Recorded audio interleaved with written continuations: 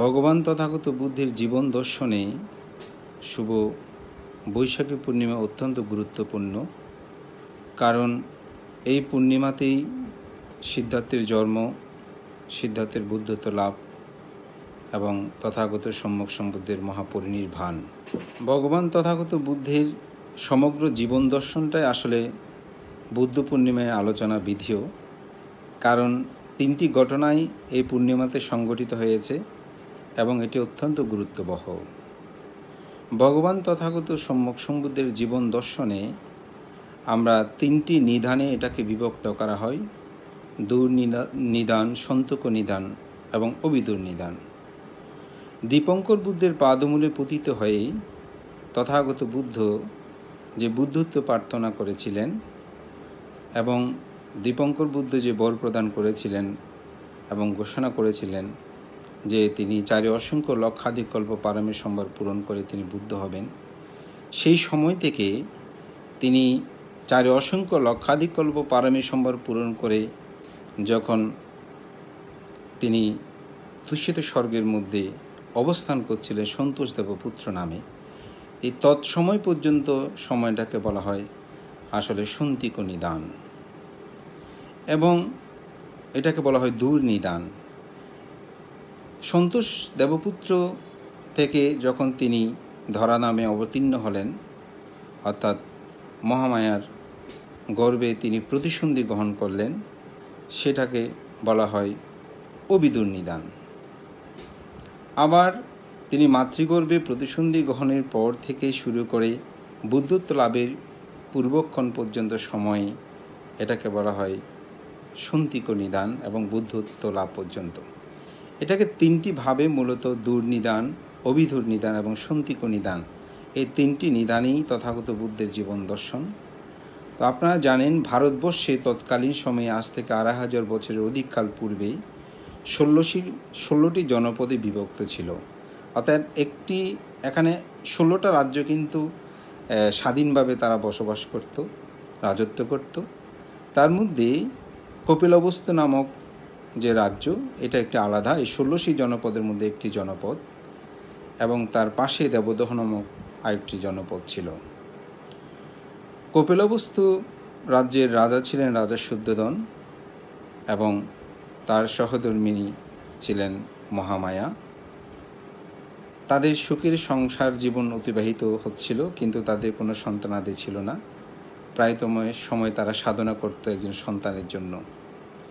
এভাবেই সাধনা করতে করতে আষাঢ়ী পূর্ণিমা তিথিতে তিনি একটি স্বপ্নদৃশ্য হলেন, যেটির আমি বর্ণনায় যেতে চাচ্ছি না, আপনারা সকলে জানেন। তখনই সেই সন্তোষ দেবপুত্র, যিনি চারি অসংখ্য লক্ষাধিক কল্প পারমী সম্ভার পূরণ করে বুদ্ধ হওয়ার জন্য পারমী পূরণ করে তিনি তুষিত স্বর্গের মধ্যে অবস্থান করছিলেন, সেখান থেকে তিনি চ্যুতি হয়ে রাজা শুদ্ধোদনের ওরসে এবং মহামায়ার গর্ভে তিনি প্রতিসন্ধি গ্রহণ করেন। যখন প্রতিসন্ধি গ্রহণের পর যখন ১০ মাস অতিক্রান্ত হলো, তখন মহামায়া ইচ্ছা পোষণ করল যে তিনি তার পিতৃলয়ে যাবেন, অর্থাৎ দেবদহ নগরই ছিল তার পিতৃলয়। তো দেবদহ নগর এবং কপিলবস্তুর একটি জায়গা ছিল যেটা লুম্বিনী কানন আমরা বলি, এটি উভয় দেশের মানুষ কিন্তু সমভাবে ব্যবহার করত এবং এটা একটা ছিল উদ্যান। তিনি যাওয়ার জন্য যখন প্রস্তুতি গ্রহণ করলেন, স্বামীকে এই বিষয়ে বললেন। প্রাচীনকালে আসলে এই নিয়মটা অনেকটা প্রচলন ছিল। আজ থেকে যদি আপনার ৩০-৪০ বছর আগের কথাও দেখবেন, অনেকের জন্ম কিন্তু মামার বাড়িতে অনেকের জন্ম। এটা আমার মনে হয় একটি প্রাচীন নিয়ম হতে পারে। যাই হোক, ২,৫০০ বছরের অধিককাল পূর্বেই যে এই নিয়মটা আমরা দেখতে পাই, তিনি যে পিতৃলয়ে যাওয়ার জন্য ইচ্ছা পোষণ করলেন, তখন রাজা সৈন্য সামন্ত সহকারে যাওয়ার জন্য তিনি ব্যবস্থা আদি করে দিলেন। তো যেতে যেতে যখন লুম্বিনী কাননেই তিনি পৌঁছলেন, সেদিন ছিল ভোর বৈশাখী পূর্ণিমা এবং চন্দ্রের আলোতেই সেই লুম্বিনী উদ্যান যেন আলোকিত হয়েছে, পত্র পল্লবে নতুন ফুল ফল এসে পরিপূর্ণতা সাধন করেছে।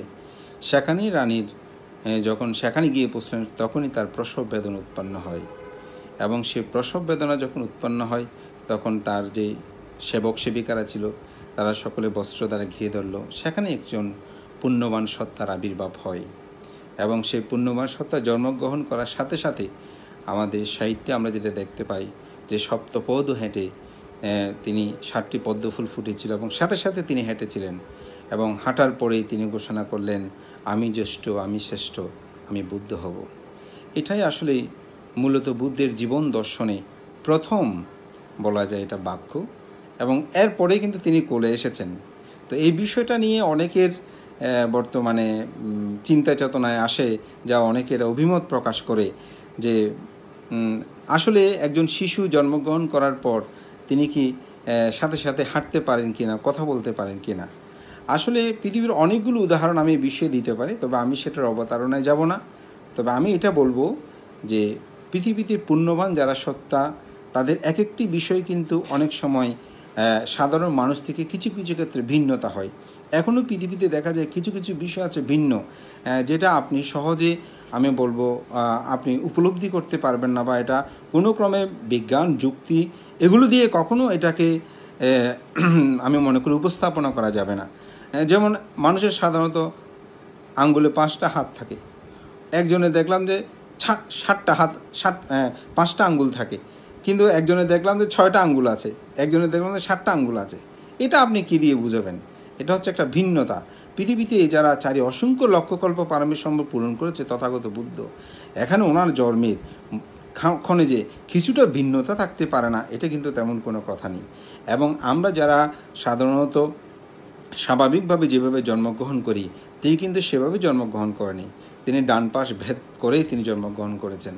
এবং এটি নিয়েও অনেকেই প্রশ্ন করেন আমাদের তরুণ প্রজন্ম, আজকে যেহেতু আমি শিশুদের বিষয়ে এখানে কথা বলবো, তারা অনেকে এটা প্রশ্ন করতে পারেন যে আসলে এটা কি সম্ভব।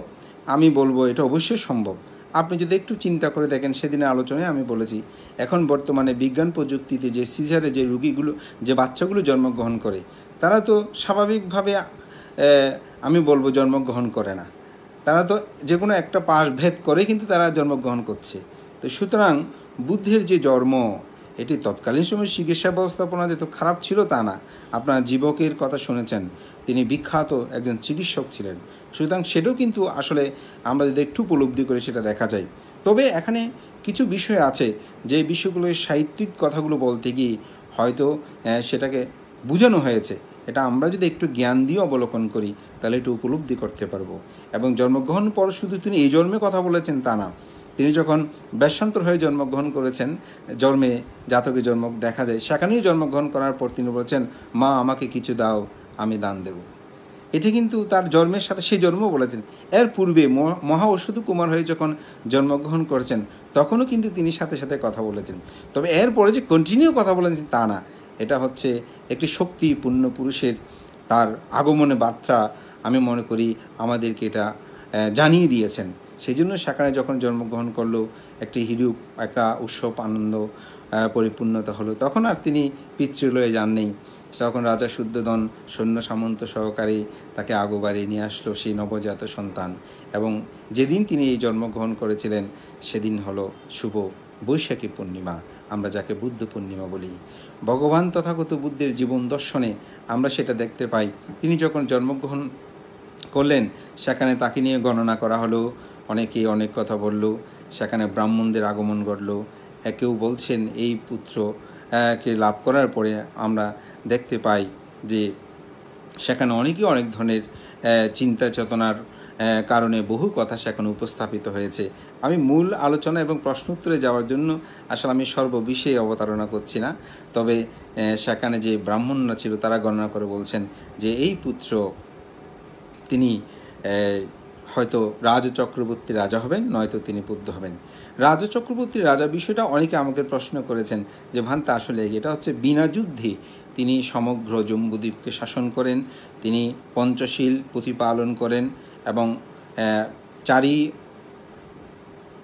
মাসে 4টি উপসৎশীল যথাযথ প্রতিপালন করে ধর্মময় জীবনের মাধ্যমে যিনি রাজ্যকে শাসন করেন, মূলত তিনি হচ্ছেন সেই রাজ চক্রবর্তী রাজা। তার স্বর্ণ রূপ অলঙ্কার বিবিধ বর্ণনা অবশ্যই আছে, এগুলোর কোনো শেষ হয় না, এগুলোর পূর্ণতা থাকে, এগুলোর সমৃদ্ধ সাধিত হয়, এজন্য বলা হচ্ছে। তবে সেখানে একজন বলেছিলেন যে না, এই পুত্র আমি নিশ্চিত তিনি বুদ্ধ হবেন। ভগবান তথাগত বুদ্ধের জীবন দর্শনে তার সেদিনের নামকরণে কিন্তু রাখা হয়েছিল যে গোত্র অনুসারে গৌতম, এবং অনেক সাধনাকৃতভাবে লব্ধ বলে তার নাম রাখা হয়েছিল সিদ্ধার্থ গৌতম। সেই সিদ্ধার্থ গৌতম যখন ধরাধামে তার নামকরণ করা হলো, উৎসবে মেতে উঠল, এবং তিনি আমাদের সাহিত্য জগতে আমরা দেখতে পাই যে যিনি তৎকালীন সময়ে যে বিদ্যা আদি ছিল সেগুলো 18টি বিদ্যা, সেগুলো তিনি অর্জন করলেন, এবং আস্তে আস্তে বড় হতে হতে 19 বছর যখন তার বয়স হলো, তখন তাকে বিবাহ বন্ধনে আবদ্ধ করার জন্য রাজা শুদ্ধোধন উঠে পড়ে রাখলেন। কারণ তিনি চিন্তা করেছেন যে আমার সন্তান যদি গৃহত্যাগ করে চলে যায়, তাহলে তিনি এই রাজ্য এগুলো কীভাবে রক্ষা করবে। তিনি যথাসময় 19 বছর বয়সে তিনি বিবাহ বন্ধনে আবদ্ধ হলেন। গোপার সাথে তার বিবাহ বন্ধনে আবদ্ধ হয়, এবং বিবাহ বন্ধনে আবদ্ধ হবার 29 বছর বয়সে একটি ঘটনা ঘটে। সেটা হচ্ছে, রাজা যেহেতু ব্রাহ্মণদের গণনায় তিনি অবগত হলেন এই সন্তান গৃহত্যাগ করবেন, তখন তিনি এমনভাবে তাকে রাখা হয়েছিল যাতে তিনি কোনোরূপ দুঃখের আবরণে আবর্তিত না হয়, কোনোরূপ দুঃখ যেন তিনি না দেখে। যার কারণে 29 বছর বয়সে তিনি যখন রাহুলেরও জন্ম হলো, তিনি একদিন তার যে সারথী ছন্দককে নিয়ে তিনি একদিন নগর পরিভ্রমণে বের হলেন, এবং বের হয়ে তিনি সাধারণত যে পথ দিয়ে যায় সেদিকে না গিয়ে একদিন ভিন্ন পথে তিনি চলে গেলেন, এবং ভিন্ন পথে গিয়েই তিনি প্রথম দর্শন করলেন যে একজন জরাগ্রস্ত ব্যক্তি, বৃদ্ধ। তিনি তার চামড়াগুলো তুলতুলে হয়ে গেছে, চোখে ঠিকমতো দেখছে না, লাঠির উপর ভর করে তিনি চলছেন। এভাবে তার চলার ভঙ্গিমা দেখে তিনি তার বন্ধু সারথীকে জিজ্ঞাসা করলেন, এই লোকটা এমন কেন, ওনার কি হয়েছে? তো বলে যে এটা তো পৃথিবীর একটি জাগতিক স্বাভাবিক সত্য, তিনি বয়বৃদ্ধ হয়েছেন, তিনি জরায় আক্রান্ত হয়েছেন, তিনি জরাগ্রস্ত হয়েছেন। তখন তিনি প্রশ্ন করলেন, আমিও কি এরকম হব? বলে যে হ্যাঁ, এটা পৃথিবীর জাগতিক সত্য, পৃথিবীতে সকল মানুষকে এরকমভাবে বয়বৃদ্ধ হতে হয়, তাকে জরায় আক্রমণ করে। বলেছে আমার পিতাও এরকম হবেন? বলে যে হ্যাঁ, আপনার পিতাও এরকম হবেন। আমার মাতাও এরকম হবেন? বলে যে হ্যাঁ, আপনার মাতাও এরকম হবেন। আমার স্ত্রী, আমার পুত্র? বলে যে হ্যাঁ, সকলেই এরকম হবে। তখন তিনি ভাবলেন, হ্যাঁ, এটা তো বড় দুঃখময়, এটা বড় বেদনাময়। তখন তিনি ফিরে গেলেন। পরের দিন আবার বের হলেন। সেদিন দেখলেন এক ব্যাধিগ্রস্ত ব্যক্তি, তিনি রোগে কাতর হয়ে কান্নাকাটি করছেন। জিজ্ঞাসা করছে ওনার কি হয়েছে? বলে যে উনি রোগাগ্রস্ত, উনি ব্যাধিতে আক্রান্ত হয়েছেন, এই জন্য ছটফট করছে। বলে যে আমাকেও কি এরকম ব্যাধিতে আক্রমণ হয়ে এরকম ছটফট করতে হবে? ওহো, এটা বড় দুঃখ। আগের মতো প্রশ্নগুলো করলেন, সেরকম উত্তর পেলেন, সবাই এরকম হবে। এরপরে তিনি তৃতীয় দিন যখন আবার বের হলেন, তখন তিনি একটি মৃত ব্যক্তি দেখলেন। মৃত ব্যক্তিকে 4-5 জনে ভার করে নিয়ে যাচ্ছে, পিছনে কিছু মানুষ ক্রন্দন করছে। তিনি মৃত ব্যক্তি সম্পর্কেও তখন কিন্তু অবগত ছিলেন না। তিনি তার সন্দক সারথীকে জিজ্ঞাসা করলেন, বন্ধু, এই লোকটাকে ভার করে সবাই নিয়ে যাচ্ছে, তার কারণ কি? ওনার কি হয়েছে? বলে যে উনি মৃত্যুবরণ করেছে, তার প্রাণবায়ু নেই, তিনি পরলোক গমন করেছেন, তাকে ভার করেই নিয়ে যাওয়া হচ্ছে। বলে যে কেন, কী হবে এরপর? বলে শ্মশানে গিয়ে তার দাহ কার্য হবে। বলে যে আমিও কি পৃথিবীতে এরকম মারা যাব? বলে যে হ্যাঁ, এটা পৃথিবীর জাগতিক সত্য, সকল মানুষকে এই মৃত্যুবরণ করতে হয়, আপনাকেও একদিন করতে হবে। আমার পিতাও করবে, আমার মাতাও করবে, আমার স্ত্রীও করবে, আমার পুত্রও করবে। বললে হ্যাঁ, সবাই করবে। তখন তার মনের মধ্যে এই চেতনাবোধটা জাগ্রত হলো, এটা কীভাবে সম্ভব? আমি যে আমার এত ঐশ্বর্য, ভোগ, অট্টালিকা। আপনারা জানেন তিনি রাজপ্রাসাদ অবস্থান করে তার জন্য 3টে প্রাসাদ নির্মাণ করা হয়েছিল। 3 ঋতু অনুসারে, তখন 3 ঋতু ছিল, 3 ঋতু অনুসারে 3টে প্রাসাদ নির্মাণ করা হয়েছিল, যেন তাকে সেখানে সুখের মধ্যে রাখা হয়। তিনি চিন্তা করতে রাখলেন। পরের দিন আবার বের হলেন। চতুর্থ দিন তিনি দেখতে পেলেন একজন সন্ন্যাসী তার পথ দিয়ে হেঁটে যাচ্ছে। তখন জিজ্ঞাসা করলেন, উনি একটু ভিন্ন দেখলাম, এই লোকটা ওনার কি হয়েছে, উনি কে? বলে যে উনি সন্ন্যাসী, উনি আত্মসাধনায় নিমগ্ন হবার জন্য তিনি ঘর ছেড়ে বের হয়েছেন, সত্যের সন্ধানে তিনি বিচরণ করছেন। বলে যে এই পথটাই তো বোধহয় আমার জন্য ভালো হবে। তখন মনে মনে তিনি সংকল্প, না, আমি দুঃখ থেকে মুক্তি লাভের জন্য আমার জীবনকে আমি সেদিকেই নিয়ে যাব। সেদিন ছিল আষাঢ়ী পূর্ণিমা। তিনি তার পুত্রের জন্ম হলো, সেটাও তিনি অবগত হয়েই মনে মনে ভাবছেন এবং উচ্চারণও করলেন, রাহুলও জাত বন্ধনও জাত। রাহুলের জন্ম হয়েছে, আমার বন্ধনই জন্ম হয়েছে, আমাকে বেঁধে রাখবে না, আমি সত্যের সন্ধানে যাব।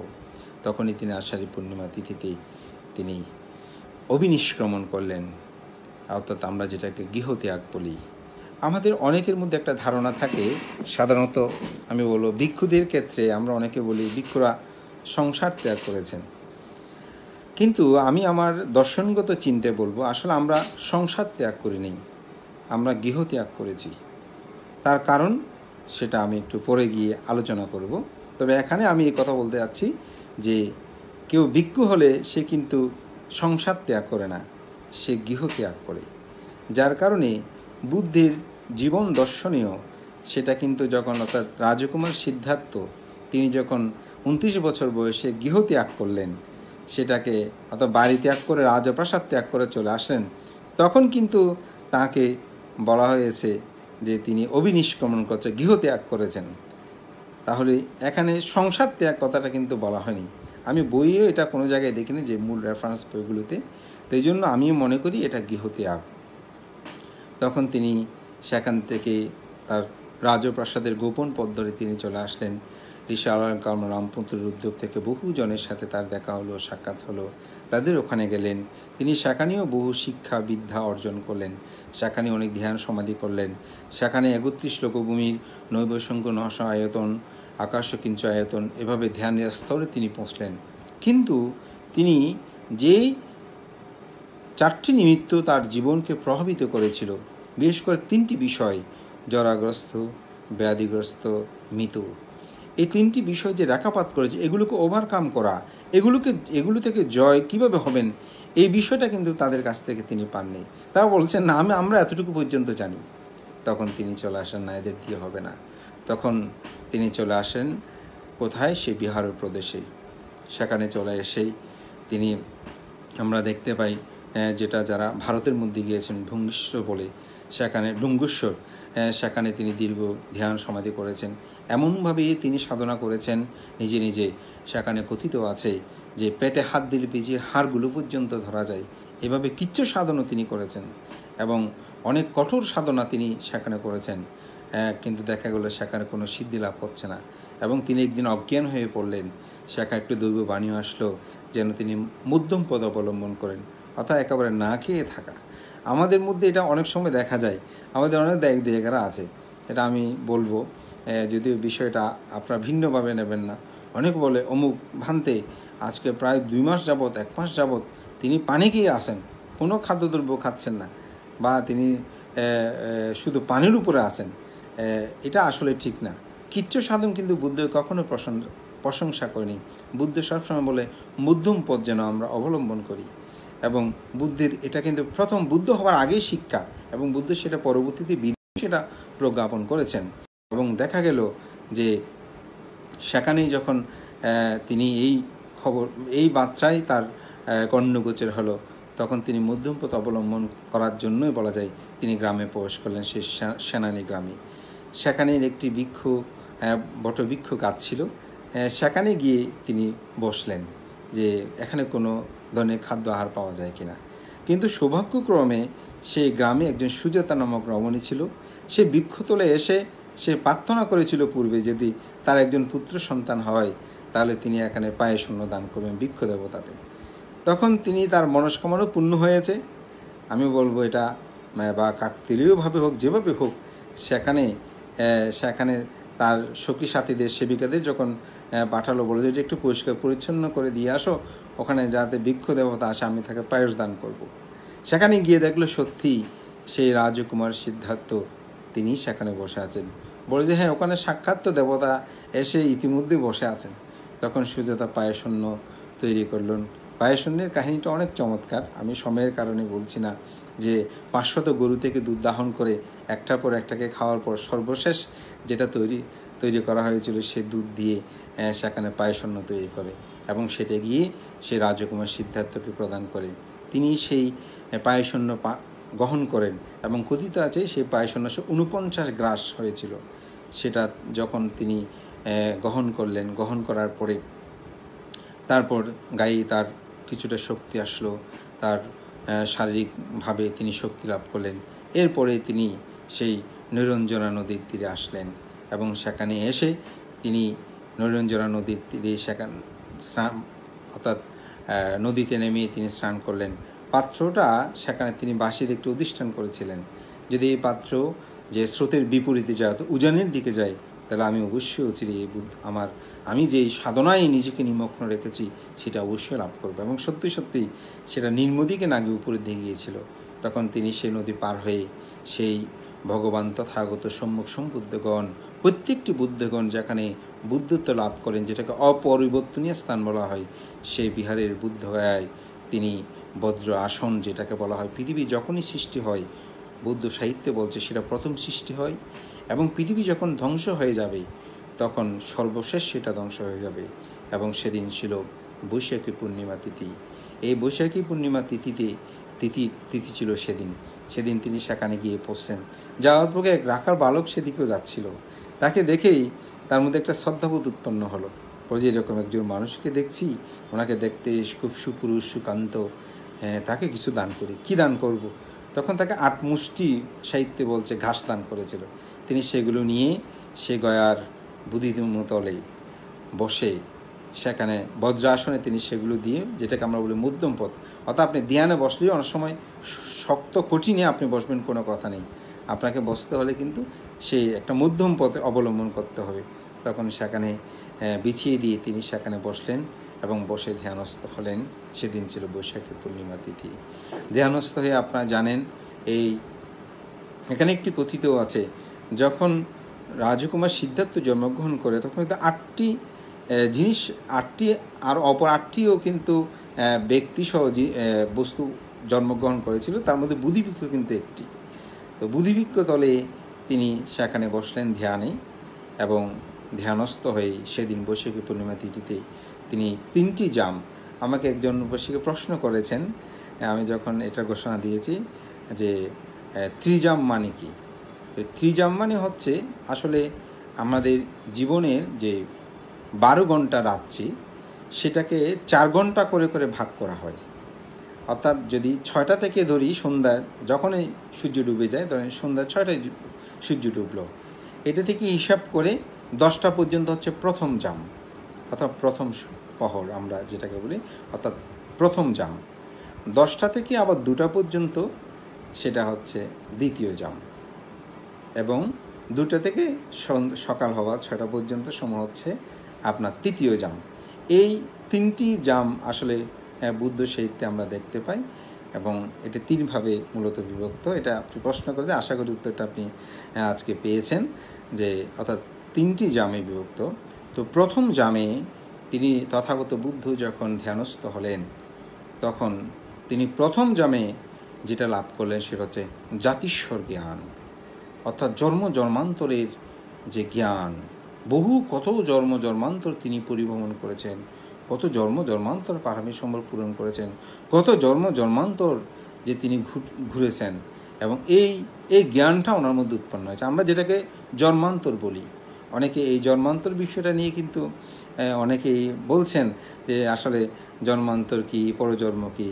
আসলে বৌদ্ধ ধর্ম দর্শনে আপনি যদি জন্মান্তরকে বিশ্বাস না করেন বা জন্মান্তরকে শ্রদ্ধা না করেন, জন্মান্তরটাকে যদি আপনি প্রাথমিকভাবে উপলব্ধি করতে না পারেন, আমি বলবো আপনি বুদ্ধ ধর্মের প্রতি পালনের তো প্রশ্ন আসবে না। কেন আসবে না? কারণ জন্মান্তরকে কিন্তু রোধ করার জন্যই তো বুদ্ধের ধর্ম দর্শন, এবং দুঃখের মূল আকর, অর্থাৎ দুঃখের মূল জায়গাটা কিন্তু জন্মান্তর দিয়ে। এই বিষয়টা কিন্তু আমাদেরকে উপলব্ধি করতে হবে। আপনি মহাযান দর্শনে একটি খুব সুন্দর গল্প আছে যে জন্মটা কেন দুঃখ, জন্মটাকে দুঃখ বলার কারণটা কি। আমি একটু উদাহরণ দিচ্ছি গল্পটা নিয়ে। আমি অনেকবার দর্শনে এটা বলেছি যে একটি বনের মধ্যে কিছু পশু পাখি বসে তারা গল্প করছে। তো গল্পের মূল বিষয়টা হচ্ছে যে জগতে দুঃখ কিসে, তো ওখানে একটা কুকুর, সে বলছে জগতের সবচেয়ে বড় দুঃখ হচ্ছে ক্ষুধা। ক্ষুধার মতন দুঃখ আর কোনো কিছু নাই, যদি পেটটা ভরা থাকে তাহলে আর কোনো দুঃখ নেই, ক্ষুধা হচ্ছে একেবারে বড় দুঃখ। তখন সেখানে সাথে সাথে একটা পাখি ছিল, পাখিটা বলছে না, তোমার জগতে সবচেয়ে বড় দুঃখ সেটা হচ্ছে যে কাম আসক্ত।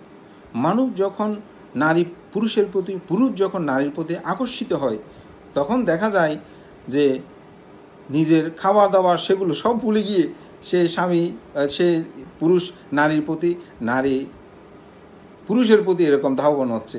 রাজাও ভিখারির সাথে পালিয়ে যাচ্ছে, ভিখারি রাজকন্যা ভিখারির সাথে চলে যাচ্ছে।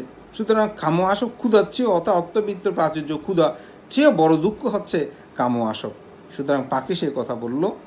তখন সেখানে একটা সাপ ছিল, তো সাপ বলছে না, আমি সেটা মানি না, আমি মনে করি জগতে সবচেয়ে বড় দুঃখ সেটা হচ্ছে রাগ। রাগ যখন উঠে তখন অনেক সময় স্ত্রী পুরুষ, স্ত্রী স্বামীকে, স্বামী স্ত্রীকেও আঘাত করে, তখন হত্যা করতেও দ্বিধাবোধ করা। সুতরাং কাম আসক সেখানে বড় দুঃখ নয়, রাগটা হচ্ছে সবচেয়ে বড় দুঃখ। তখন সেখানে একটা হরিণ ছিল, তো হরিণ সে কি করছে, সে বলছে না, তোমাদের কথা আমি মানতে পারছি না, জগতে সবচেয়ে বড় দুঃখ হচ্ছে যে মৃত্যুর দুঃখ। আপনারা জানেন হরিণ একটু ভীত প্রকৃতি, তো সেই জন্য সে বলছে যে জগতে সবচেয়ে বড় দুঃখ হচ্ছে যে মৃত্যু।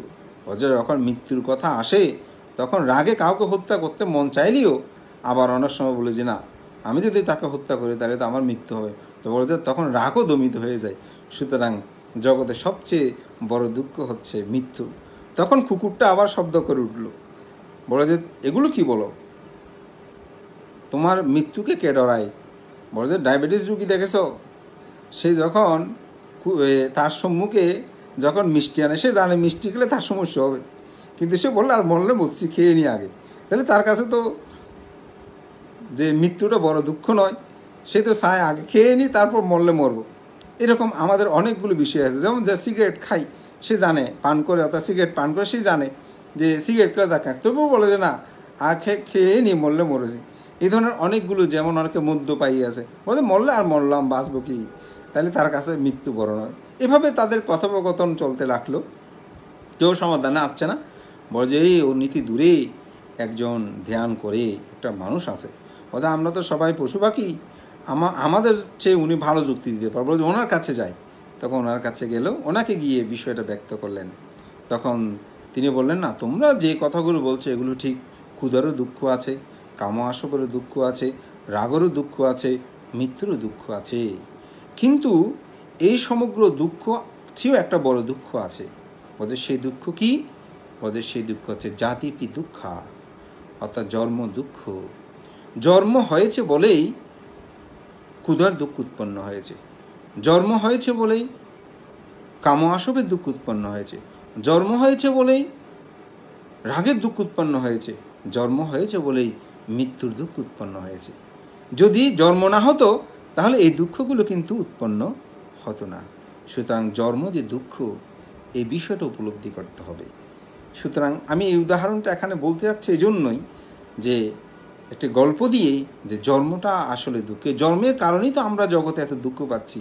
আজকে জন্ম হয়েছে বলেই এই করোনা ভাইরাস, অমুক সমুক, এই সেই বিভিন্ন দুঃখেই আমরা জর্জরিত। সুতরাং এই জন্মটা দুঃখ। ভগবান তথাগত বুদ্ধের জন্ম দর্শনে তিনি প্রথম জামে এই জাতিস্বর জ্ঞান, অর্থাৎ জন্মান্তর বিষয়টা তিনি অবগত হলেন। এই জন্মের কারণে জন্ম জন্মান্তর আমি দুঃখ লাভ করেছি, আমি দুঃখ পেয়েছি, এই জাতিস্বর জ্ঞান উৎপন্ন হলো। এবং দ্বিতীয় জামে তিনি দিব্যচক্ষু জ্ঞান উৎপন্ন হলো এই বৈশাখী পূর্ণিমা তিথিতে। এবং অন্তিম জামে, যেটাকে আমরা বুদ্ধ ধর্ম দর্শনের মূল কথায় বলি যে প্রত্যুৎ সমুৎপাদক, দ্বাদশ নিদান, এটা তিনি আবিষ্কার। কেন আমাদের জন্ম হয়? অবিদ্যার কারণে, যে আমাদের জন্ম, অবিদ্যাতে সংস্কার, সংস্কার হতে বিজ্ঞান, বিজ্ঞান হতে নামরূপ, নামরূপ হতে সরায়তন, সরায়তন হতে স্পর্শ, স্পর্শ হতে বেদনা, বেদনা হতে তৃষ্ণা, তৃষ্ণা হতে উপাদান, উপাদান হতে ভব, ভব হতে জন্ম জরা ব্যাধি। এই যে আমাদের ভবচক্রে আমরা ঘুরছি, এই প্রত্যুৎ সমুৎপাদ নীতি, অর্থাৎ দ্বাদশ নিদান তিনি আবিষ্কার করলেন অন্তিম জামে, অর্থাৎ শেষ জামে। এবং এটি যখন আবিষ্কার করলেন, তখন তিনি দেখলেন অবিদ্যা নিরুত হলে সংস্কার নিরুত হয়, সংস্কার নিরুত হলে বিজ্ঞান নিরুত হয়, এভাবে নিরুত হতে জন্ম নিরুত হয়, জন্ম নিরুত হলে তখন আর ব্যাধি মৃত্যু সব কিছু নিরুত হয়ে যায়।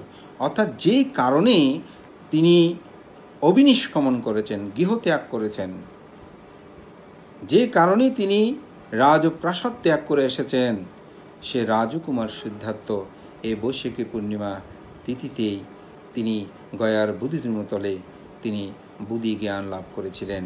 জগতে প্রকৃত সত্য জ্ঞান আবিষ্কার করে তিনি জগতে সেদিনই বুদ্ধ হয়েছেন, এবং বুদ্ধ হয়েই তিনি তার উচ্ছ্বাসিত উদান গাথা তিনি ভাষণ করেছেন, যেটা আমি প্রথমেই বলেছি, অনেকা জাতি সংসারং সন্দা বিশ্ব অনিবিসং গাহাকারা গাবে সন্থ দুঃখ জাতি পুনঃ পুনং গাহাকারা দিট্টুসি পুনঃ গেহং নকাহাসি সাব্বাতি ফসুকা বাগ্গাং গাহাকুট্ঠং বিসংকিতং বিসংকারাগত চিত্তং তন্নহং কায়ামাজ্জাগা। তথাগত সম্মুখ সম্বুদ্ধ এখানে বলেছেন, হে গৃহকারক, তোমার সন্ধান করিতে গিয়ে আমি বহু জন্ম জন্মান্তর পরিভ্রমণ করেছি, অনেক জন্ম পরিভ্রমণ করেছি, এবং পুনঃ পুনঃ জন্ম দুঃখজনক। এই যে পুনঃ পুনঃ জন্ম, আমি প্রথমেই বলেছি, যেখানে জন্মান্তর বিষয়টা উপলব্ধি হবে না, সেখানে আপনি বুদ্ধ ধর্মে প্রবেশের বিষয়টা আসবে না। কারণ বুদ্ধত্ব লাভের পরেই তিনি তো এই কথাটা বলেছেন, আমার পুনঃ পুনঃ জন্ম আমি কি করেছি, আমি রোধ করেছি, ছেদন করেছি, জয় করেছি, এবং হে গৃহকারক, এখানে আমি তোমার সন্ধান পেয়েছি, এখন আমি তোমার সন্ধানটা পেয়েছি, তুমি পুনর্বার গৃহ নির্মাণ করিতে সমর্থন হবে না, তুমি পুনর্বার আর জাগ্রত হবার সমর্থ হবে না। তোমার সমুদয় অর্থাৎ যাহা কিছু উৎপন্ন হওয়ার হেতু আছে, সেই সমগ্র কিছু আমি ধ্বংস করেছি, নিরোধ করেছি, বিচ্ছিন্ন করেছি, সংস্কার মুক্ত চিত্ত সমুদয় তৃষ্ণাকয় সাধন করেছি। অর্থাৎ আমার আর কোনো কিছু চাওয়া নেই, আমার আর কোনো কিছু প্রার্থনা নেই। তাহলে এখানেই অনুমেয় হয় যে তথাগত সম্মুখ সম্বুদ্ধের জীবন দর্শনে এই আজকে থেকেই মূলত, অর্থাৎ বৈশাখী পূর্ণিমায় যখন তিনি বুদ্ধত্ব লাভ করলেন, তখনই সেদিন থেকে তিনি বুদ্ধ হলেন। সেদিন একটা খুব জিনিস দেখলাম যে বুদ্ধের জন্ম কোথায়। তো এই বিষয়টা একটা সেমিনারে কথা বলি, যে একটা সেমিনারে এই বিষয়টাকে নিয়ে একটা খুব সুন্দর আলোচনা হয়েছিল, ইন্টারন্যাশনাল সেমিনার, যে সেখানে একজন বলছে যে বুদ্ধের জন্ম হচ্ছে যে ইন্ডিয়াতে, একজনের ঘোষণা দিল। সম্ভবত আমাদের শ্রদ্ধেয় প্রজ্ঞাবংশভান্তের একটি অনুষ্ঠান উপলক্ষে তিনি একটা লিফলেট করেছিলেন। আমি সে সময় থাইল্যান্ডে একটা সেমিনারে গিয়েছিলাম। তো লিফলেটটা যখন সেখানে বিতরণ হচ্ছে, তা আমার পাশে একজন নেপালি ভিক্ষু ছিল। তো নেপালি ভিক্ষুটা লিফলেটটা পেয়ে ওখানে ভান্তে লিখেছিলেন যে দ্য বুদ্ধ বর্ন ইন্ডিয়া, এটি লিখেছে। তো সে আমাকে দেখিয়ে বলতেছে ইট ইজ রং, আমাকে এরকম বলে সে সেটা জানালো যে বুদ্ধ বর্ন ইজ নেপাল, এরকম করে সে আমাকে বলল। তা আমি পরে বুঝতে পারলাম সেই নেপালি ভিক্ষু। তো তার সাথে কথোপকথন শুরু হলো। এখন আমি বললাম না, বুদ্ধের জন্ম নেপাল ওইটাও ঠিক, আবার ইন্ডিয়া ওইটাও ঠিক।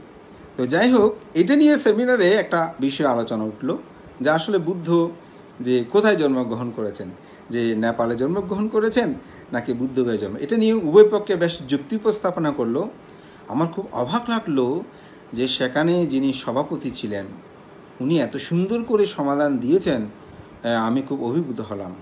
তো তিনি উত্তরে বললেন যে বুদ্ধ যে গৌতম সিদ্ধার্থর যে জন্ম, অর্থাৎ বুদ্ধের জন্ম, গৌতম বুদ্ধের যে ধর্ম, সেটি যদি নেপাল বলেন সেটাও সঠিক হবে, আর যদি ইন্ডিয়া বলেন সেটাও সঠিক হবে। কারণ গৌতমের জন্ম, অর্থাৎ তিনি যখন লুম্বিনী কাননে জন্মগ্রহণ করেছিলেন তখন তার নামটা দেওয়া হয়েছিল সিদ্ধার্থ গৌতম। আবার যখন তিনি বুদ্ধগয়ায় বুদ্ধত্ব লাভ করলেন তখন থেকে তার নাম বলা হয়েছে যে গৌতম বুদ্ধ, অর্থাৎ সিদ্ধার্থটা আর নেই, তখন এসেছে গৌতম, আর বুদ্ধ বুদ্ধিজ্ঞান লাভের কারণে সেটা সেখানে যুক্ত হয়েছেন বুদ্ধ। তাহলে বুদ্ধের জন্ম হচ্ছে ইন্ডিয়াতে, গৌতমের জন্ম হচ্ছে নেপালে। সুতরাং দুইটাই আসলে সঠিক, কারণ একে অপরের পরিপূরক। অর্থাৎ সিদ্ধার্থ গৌতমের যদি জন্ম না হতো তাহলে তো আর ভারতে বুদ্ধগয়াতে এসে বুদ্ধত্ব লাভ তিনি করতে পারতেন না। আবার বুদ্ধত্ব লাভই যদি আমরা শুধু ধরি, তাহলে কিন্তু সিদ্ধার্থের যে জন্ম সেটাকে তো আর গ্রহণ করা হবে না। সুতরাং এটা দুটোটাই পরিপূরক, একই বিষয়, যার কারণেই সেখানে বলা হচ্ছে যে তথাগত সম্যক সম্বুদ্ধের যে জন্ম, দুটোটাই আমরা সঠিকভাবে ধরে নিতে পারি। তো যাই হোক, তখন তো ভারতবর্ষের 16টি জনপদে বিভক্ত ছিল বিবিধভাবে। আমি বলবো এটা আমরা ব্যাখ্যা করলেও, যাই হোক, আমি যে কথাটা বলছি এটা অনেকে প্রশ্ন অনেক সময় আমরা দেখেছি যে এটা বুদ্ধের জন্মটা কোথায়। তো অনেকে এটা উত্তরও দিয়েছেন যে লুম্বিনী এবং বুদ্ধগয়া আমরা দুইটিকে ধরে নিতে পারি। তো যাই হোক, ভগবান তথাগত বুদ্ধ এই বুদ্ধত্ব লাভের পর তিনি চিন্তা করলেন সেদিনে বুদ্ধ হওয়ার পরে যে আমি যে ধর্ম আবিষ্কার করেছি এটি আসলে দেব ব্রহ্মা বা এটা সাধারণ মানুষের পক্ষে বোঝা সম্ভব কিনা। কিন্তু তিনি চিন্তা করলেন কাকে আমি এই ধর্ম ভাষণ করব। পরবর্তীতে মহাব্রহ্মা এসে যখন প্রার্থনা করলেন, যে প্রার্থনা করার পর তিনি মনস্থির করলেন যে 5 জন যে তার শিষ্য ছিল, এটা আমি ঘটনাগুলো বলিনি, যে সুজাতার পায়সন্য যখন গ্রহণ করছিল তারা সাথে ছিলেন সেখানে, গ্রামে যখন এসেছিল, তারা সেটা দেখে তিনি নীতিভ্রষ্ট হয়েছে মনে করে তারা কিন্তু সেখান থেকে চলে গিয়েছিল। তো যার কারণে তারা কোথায় আছেন, তারা তো জ্ঞানী, তারা জ্ঞানীর সন্ধান করছে। তখন সারানাথের ঋষিপতন মিগধাবে তারা সেখানে অবস্থান করছেন। তখন তিনি বুদ্ধত্ব লাভের পর 49 দিন কিন্তু তিনি সেখানে 60টি স্থানে তিনি 49 দিন করেছিলেন। এবং সেখানে অবস্থানের পর তারপর তিনি সারানাথের ঋষিপতন মিগধাবে গিয়ে সেখানে প্রথম ধর্মচক্র প্রবর্তন সূত্র দেশনা করেন। দেশনা করার পর সেই বুদ্ধের প্রথম ধর্ম অভিযান শুরু হয়। 45 বছর পর্যন্ত তিনি ধর্মদান করেন। এই 45 বছর বহু স্থানে গিয়ে তিনি ধর্মভাষণ করেছেন, ধর্মদান করেছেন। এবং ধর্মদানের পর তখন তিনি বৈশালীর চপলচৈত্যনগরে তিনি আয়ু সংস্কার করলেন। সেখানে ঘোষণা করলেন যে আনন্দ এবং বিজ্ঞসঙ্গ আমি আজ থেকে 3 মাস পরে বৈশাখী পূর্ণিমা তিথিতে আমি মহাপরিনির্বাপিত হব। জগতের সেই শ্রেষ্ঠ মহাপুণ্য পুরুষ তিনি 45 বছর পর্যন্ত যে ধর্ম বিনয় ভাষণ করেছেন, সেইগুলো ভাষণ পর তিনি কুশিনারার উদ্দেশ্যে সে শেষ বসবাস যাপন করে তিনি সেখানে গমন করলেন। এবং কুশিনগরে গিয়ে যখন তিনি সেখানে পৌঁছলেন, সেটা ছিল অনেকটা একটা প্রত্যন্ত অঞ্চল বলা যায়। তখন আনন্দ তথাগত বুদ্ধকে জিজ্ঞাসা করলেন, হে আনন্দ, তথাগত সম্মুখ সম্বুদ্ধ আনন্দ জিজ্ঞাসা করলেন, তথাগত বুদ্ধ, আপনার বহু সমৃদ্ধ নগরী শ্রাবস্তী থেকে শুরু করে চপলচৈত্য থেকে শুরু করে বহু জায়গায় আপনার বহু সেখানে রাজা মহারাজাগণ বিদ্যমান আছেন, আপনি সেখানে পরিনির্বাপিত না হয়ে এই জরাজীর্ণ একটি প্রদেশে আপনি এসে কুশিনাগারে এসে আপনি কেন পরিনির্বাপিত হচ্ছেন? তখন বুদ্ধ বললেন, হে আনন্দ, তুমি এটিকে অতি সাধারণ মনে করিও না। এটি একসময় অত্যন্ত সমৃদ্ধশালী একটি নগরী ছিল। মহাসুদর্শন নামক একজন রাজা এখানে রাজত্ব করত এবং তিনি ছিলেন রাজচক্রবর্তী রাজা। তার সমৃদ্ধি এই নগরী ছিল অত্যন্ত, তার কারণেই এই নগরী ছিল অত্যন্ত সমৃদ্ধ এবং এটা সকলের কাছে ছিল অত্যন্ত গুরুত্বপূর্ণ। এখানেই সেই মহাসুদর্শন রাজা তিনি এখানে রাজত্ব করেছিলেন এবং সেখানে বহুবিধ বর্ণনা দিলেন তার রাজত্বের সময় কিভাবে অর্থবিত্ত প্রাচুর্য সমৃদ্ধ ছিল। বলে হয়তো আজকে কালক্রমে এটি অখ্যাত হলেও কিন্তু তথাগত বুদ্ধের কাছে এটি অত্যন্ত গুরুত্বপূর্ণ এবং পূর্ব জন্মান্তরের এটি স্মৃতি বিজড়িত। তখন আনন্দ থামলেন। সেখানে আনন্দকে বললেন, হে আনন্দ, তুমি তথাগত সম্যক সম্বুদ্ধ এখানে পরিনির্বাপিত হবেন। এখানে কুশিনারা যে মল্লগণ আছেন তাদেরকে তুমি খবর দাও, তাদেরকে আমি পরিনির্বাণ যাব এই কথাটা জ্ঞাপন করো। তখন তিনি গেলেন। দেখা গেল সেদিন মল্লরা একটি বিশাল শান্তাগারে সেখানে বসে তারা বিভিন্ন বিষয় নিয়ে আলাপ করছিলেন। তিনি সেখানে গিয়ে তাদেরকে বললেন, অদ্য রাত্রেই তথাগত বুদ্ধ পরিনির্বাপিত হবেন, আপনারা সকলেই ইচ্ছে করলে উপস্থিত হতে পারেন। তখন তারা সকলেই সেখানে কুশিনারার সে শালবৃক্ষ বনে সকলে উপস্থিত হলেন। বুদ্ধ সেখানে কিছু কথা বলেছেন, যে কথাগুলো আসলে আমি বলবো পৃথিবীতে কোনো ধর্মগুরু বলেছে বলে আমার মনে হয় না। তিনি সেখানে ভিক্ষু সঙ্গদের উপস্থিতিতে সেখানেই ভিক্ষু সঙ্গকে বললেন, হে ভিক্ষুগণ, আমি তোমাদেরকে বলছি, আমার ধর্ম বিনয়ে যদি তোমাদের মধ্যে কোনোরূপ সন্দেহ থাকে, কোনো কিছু জিজ্ঞাসা থাকে, কোনো বিষয় যদি তোমাদের অবগত হওয়ার বাকি আছে বলে মনে করো, তাহলে তোমরা আমাকে জ্ঞাপন করতে পারো। এবং শুধু একবার নয়, এটি 3 বার তথাগত বুদ্ধ ভিক্ষু সংঘকে জিজ্ঞাসা করলেন, কিন্তু কোনো ভিক্ষু সংঘ কিছুই বলল না, সবাই নিশ্চুপ রইলেন। আবার বুদ্ধ বললেন, হে ভিক্ষুগণ, যদি আমার এই ধর্ম বিনয়, অর্থাৎ 45 বছর পর্যন্ত আমি যে ধর্ম বিনয় প্রজ্ঞাপন করেছি, এই ধর্ম বিনয়ে যদি কারো ধরনের কোনো সন্দেহ থাকে, কোনো বিষয় যদি জানার থাকে, কোনো বিষয় যদি প্রশ্ন থাকে, পরিপূর্ণতা আসেনি বলে মনে করো, তাহলে আমি তোমাদেরকে বলছি, আমাকেও যদি না বলো, তাহলে তোমার পাশের যে বন্ধু আছে, স্ববিহারী ভিক্ষু আছে, তাকে তোমরা বলো। তাহলে দেখেন বুদ্ধের ধর্ম দর্শনটা কীরকম, কীভাবে তিনি স্বাধীনতা দিয়েছেন, কীভাবে তার শিষ্যগণকে তার ধর্ম দর্শন বিষয়ে কোনো সন্দেহ থাকলে সেই বিষয়ে জ্ঞাপন করার জন্য তিনি বলেছেন। আমি মনে করি বুদ্ধই জগতে একমাত্র ব্যক্তি যিনি এভাবে তার শিষ্যদেরকেও তিনি ক্ষমতা দিয়েছেন। এবং পরে বিষয়গুলো বললে আরও বুঝতে পারবেন।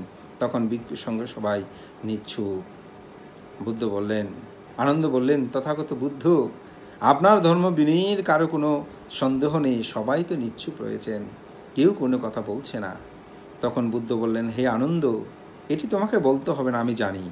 কারণ আমি যাদের সম্মুখে এই কথা বলছি, এখানে যে ভিক্ষু সংঘ আছেন, সকলেই কিন্তু মার্গ জ্ঞানে উপনীত। যিনি একেবারে বেশি কিছু অর্জন করে নাই, সেও সোতাপত্তি লাভী। অর্থাৎ আনন্দ, ওখানে যত ভিক্ষু আছেন সকলে কিন্তু অরহত, সর্বভিজ্ঞ অরহত। শুধু আনন্দ একজনেই ছিল যে শুধুমাত্র সোতাপত্তি লাভী। সেজন্য বুদ্ধ বলছেন, এখানে সর্বকনিষ্ঠ যে, সেও সোতাপত্তি লাভী, অর্থাৎ আনন্দ, সে সোতাপত্তি লাভী। কি অদ্ভুত বুদ্ধির এই মহাধর্ম। তখন বুদ্ধ সেখানে বললেন, হে ভিক্ষুগণ, আমি সঙ্ঘকে এই কথা বলছি, যদি সঙ্ঘ চায় তাহলে বুদ্ধের ক্ষুদ্র অনুক্ষুদ্র শীলসমূহ পরিবর্ধন করতে পারবে। অর্থাৎ ভিক্ষুদের কিছু বিনয় যে 227 শীল, তার মধ্যে সব শীল নয়, এখানে শীলগুলোকে বিভাজন করা হয়েছে। তার মধ্যে কিছু ক্ষুদ্র ক্ষুদ্র শীল আছে, সেই শীলগুলো চাইলে ভিক্ষুগণ পরিবর্ধন করতে পারে। সঙ্ঘকে ক্ষমতা দিয়েছেন তথাগত বুদ্ধ। সঙ্ঘ চাইলে, এই জন্য ভিক্ষু হোক গৃহী হোক, আমি বলবো সঙ্ঘের প্রতি সবসময় শ্রদ্ধা রাখবেন। আমি লোকজিৎ ভিক্ষু, ভালো মন্দ আপনি দুর্নাম করেন, অসুবিধা নেই, আমার ভুল থাকলে সেটা বলেন, কোনো সমস্যা নেই। আবার বলবেন কিভাবে, এটাও একটু বলি। আমরা অনেকে দেখি সবসময় যেটা সেটা এলে ফেসবুকে ওখানে এটা লিখে দিই, এটা কিন্তু আপনি স্বধর্মের পরিহানি করছেন। আপনি সেই ভিক্ষুকে বলবেন, সেই ভিক্ষুকে গিয়ে বলেন হাত জোর করে, ভান্তা আপনি এটা ভুল করছেন। এটা হচ্ছে কিন্তু শ্রদ্ধাবানের লক্ষণ। তো আমি মনে করি যে সঙ্ঘের প্রতি শ্রদ্ধা, অনেক সময় আজকাল ভিক্ষু সংঘরা সবাই এরকম হয়ে গেছে। এই যে আপনি ভিক্ষু সংঘদের সবাইকে বলছেন, এর দ্বারা কিন্তু আপনি মহা অকুশল সৃষ্টি করছেন, মহাপাপ সৃষ্টি করছেন। পৃথিবীতে যত যে ক্ষমতাবান হোক না কেন, সঙ্ঘের প্রতি কেউ যদি অশ্রদ্ধা, অসম্মান ও গৌরব প্রদর্শন করে, আমি বলবো সেই কোনোদিন তার নিজের জীবনকে পরিপূর্ণতা সাধন করতে পারবে না। কারণ বুদ্ধ যেখানে দেখেন সঙ্ঘর প্রতি কীরকম তিনি অধিকার দিয়েছেন, শক্তি দিয়েছেন, ক্ষমতা দিয়েছেন, যে সঙ্ঘ চাইলেই এই ক্ষুদ্র বিনয়গুলো পরিবর্তন করতে পারে। তখন সেখানে নিচ্ছুপ। ইতিমধ্যে একজন পরিব্রাজক, যার নাম ছিল সুভদ্র, সেই কি করেছে, বুদ্ধ যে পরিনির্বাপিত হচ্ছেন এই খবরটা তার জ্ঞাত হলো। তখন তিনি ছুটে আসলেন, আমি বিস্তারিত বলছি না। ছুটে এসেই তিনি আনন্দকে বললেন যে তথাগত বুদ্ধের সাথে আমার অনেক গুরুত্বপূর্ণ কথা আছে, আমি বুদ্ধকে কিছু প্রশ্ন করব, আমাকে বুদ্ধের সাথে দেখা করতে দেন। তো আনন্দ বললেন, না তথাগত বুদ্ধ, এখন আর ধর্ম দর্শন করার মতন সময় নেই। তিনি ইতিমধ্যে ভিক্ষু সংঘদের সব বিষয়ে জিজ্ঞাসা করে নিয়েছেন, সুতরাং আপনি দেখা করতে পারবেন না। বলছে, না আমি অবশ্যই বুদ্ধের সাথে আমি দেখা করব, আমাকে দেয়। এরকম 1 বার 2 বার 3 বার কথা হলো। তখন বুদ্ধ বললেন যে হে আনন্দ, তুমি সুভদ্রকে আসতে দাও। সুভদ্র আমাকে কোনো কথায় বিরক্ত করবে না, সে আমার কথা শুনে নিজেকে উপলব্ধি করতে পারবে। তখন সুভদ্র আসলেন, এসেই কিছু প্রশ্ন করা শুরু করে দিলেন। বলছে, মঙ্গলী, গোশালপুত্র, ককুনন্দপুত্র, ওনারা কেমন ছিলেন, কোথায় গেছে? বুদ্ধ বলছেন এত প্রশ্ন দরকার নেই, আপনি প্রশ্ন থেকে বিরত থাকেন। আমি আপনাকে বলছি বুদ্ধের ধর্মদর্শন চতুরার্য সত্য আর্যাষ্টাঙ্গিক মার্গ। এই চতুরার্য সত্য আর্যাষ্টাঙ্গিক মার্গ যিনি অনুশীলন করেন, আচরণ করবেন, তিনিই প্রকৃত শ্রমণ, প্রকৃত ভিক্ষু। তিনিই তার জীবনের সার্থকতা অবলম্বন করতে পারবেন। তিনিই প্রথম ধ্যান, দ্বিতীয় ধ্যান, তৃতীয় ধ্যান, চতুর্থ ধ্যান, পঞ্চম ধ্যান, তিনি সোতাপত্তি, স্থগিতাগামী, অনাগামী, অরহত্য মার্গ জ্ঞানেই তিনি উপনীত হবেন। এরকমভাবে তাকে অনুপূর্বিক বুদ্ধের ধর্মকথা যখন তিনি ভাষণ করলেন, তখন তিনি সেটা উপলব্ধি করলেন এবং তিনি বললেন যে আমাকে আপনার শিষ্য করান, আমি আপনার শিষ্য হতে চাই। আনন্দ বলছেন আপনার শিষ্য তো এখন সময় নাই, বুদ্ধ সব আইন প্রজ্ঞাপন করে দিয়েছেন। তখন তথাগত বুদ্ধ বললেন, না আনন্দ, তিনি সেই বিষয়টা সম্পর্কে অবগত, তাকে সর্বশেষভাবে তাকে প্রভুজ্য প্রদান করা হোক। তখন আনন্দস্তবী নিজে নিয়ে গিয়ে তার মাথা নেড়া করে তাকে প্রভুজ্য দিলেন। বুদ্ধ সেখানে ধর্ম বিনয় দেশনা করলেন। তিনি সেখান থেকে গিয়ে এক পাশে যখন গেলেন, সেখানে ধ্যান করতে করতেই তিনি মার্গ জ্ঞানে উপনীত হলেন এবং বুদ্ধের অন্তিম শিষ্য হিসাবে আমরা সুভদ্রের নাম দেখতে পাই। এখানে এই কাহিনীটা বলার একটা কারণ আছে, এখান থেকে একটা শিক্ষা আমরা নিতে পারি যে সুভদ্র আসলে এত দেরিতে কেন আসলো, অন্তিম শিষ্য হলো কেন, এটা একটা কাহিনী আছে। আপনারা জানেন বুদ্ধ যখন সারনাথে ঋষিপতনে মিগধাবে প্রথম তিনি ধর্মচক্র প্রবর্তন সূত্র দেশনা করেন, তখন সেখানে 18 কোটি দেব ব্রহ্মা মধ্যে ধর্মচক্র জ্ঞান উৎপন্ন হয়। তার মধ্যে একজন মাত্র মানুষ শ্রোতাপত্তি, একজন মানুষের মধ্যে শ্রোতাপত্তি, একজন মানুষের মধ্যে ধর্মচক্ষু জ্ঞান উৎপন্ন হয়, অর্থাৎ শ্রোতাপত্তি লাভই হয়, কিন্তু আর কেউ হয় নাই। এই একজন প্রথম যিনি হয়েছেন তার নাম আমরা জানি কুন্নাইয়। অতীতে জন্মে এই সুভদ্র এবং কুন্নাইন্য তারা দুজনে সহোদর ভাই ছিল, একজনের মহাকাল আর একজনের চুল্লুকাল। তো মহাকাল কি করত, সে যে কোনো দান করার সময় আগে আগে দান করত, অর্থাৎ যাহা কিছু পেয়েছে সে আগে দান করত। এটি কাহিনী আছে, দুজনে যখন চাষ করত তখন যেদিন তিনি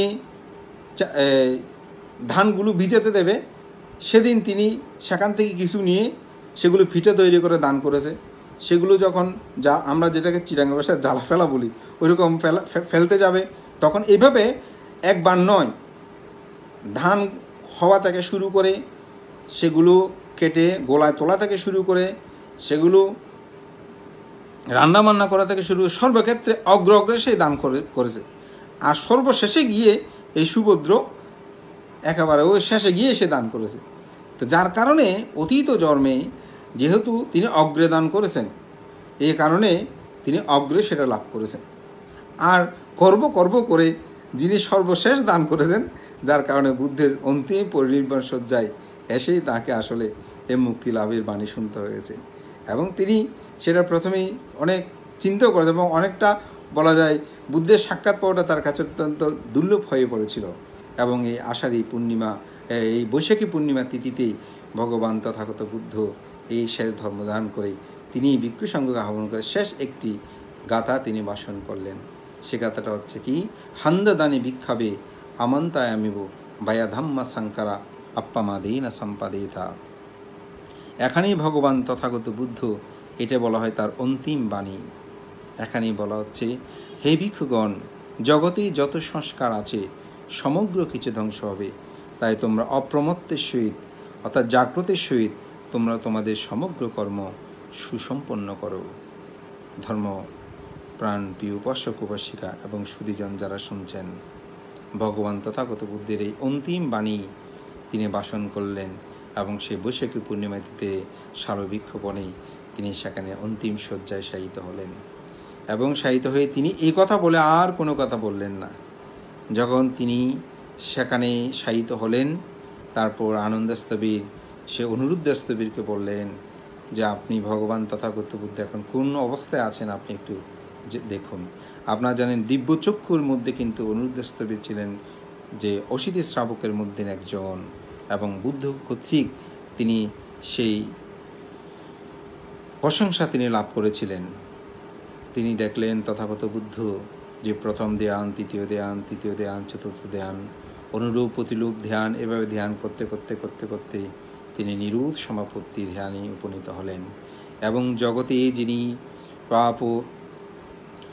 তাপ দূর করার জন্য, জগতে যিনি জন্ম দুঃখ, জরা দুঃখ, ব্যাধি দুঃখ, মরণ দুঃখ, প্রিয় সংযোগ দুঃখ, প্রিয় বিচ্ছেদ দুঃখ, স্ত্রীবস্তু অলাভ দুঃখ, পঞ্চপাদান স্কন্ধ দুঃখ হতে মুক্ত হওয়ার জন্য তথাগত বুদ্ধ যেই শিক্ষা দিয়েছেন, সেই মহাগুরু আজ এই বৈশাখী পূর্ণিমা তিথিতে তিনি যে জগৎ আলো, জগৎ জ্যোতি, মহাকারণিক তথাগত বুদ্ধ, তিনি পরিনির্বাণ শয্যায় শেষায়িত হলেন।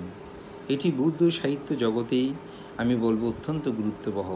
এবং আপনাদেরকে বলবো যে তথাগত বুদ্ধের এই জীবন অন্তিম সময়টি আমাদের পরম শ্রদ্ধেয় পণ্ডিত রাজগুরু ধর্মরত্ন মস্তবের মহোদয় তার পরিনির্বাণ সূত্রটির যে বইটি লিখেছেন, আমি সবাইকে আহ্বান করবো আজকে যারা একবার পড়বেন, একবার পড়লে উপলব্ধি করতে পারবেন যে আসলে বুদ্ধের ধর্ম দর্শনের অন্তিম সময়ে বুদ্ধ কীভাবে তার শীল বিনয়গুলো তিনি প্রজ্ঞাপন করেছেন।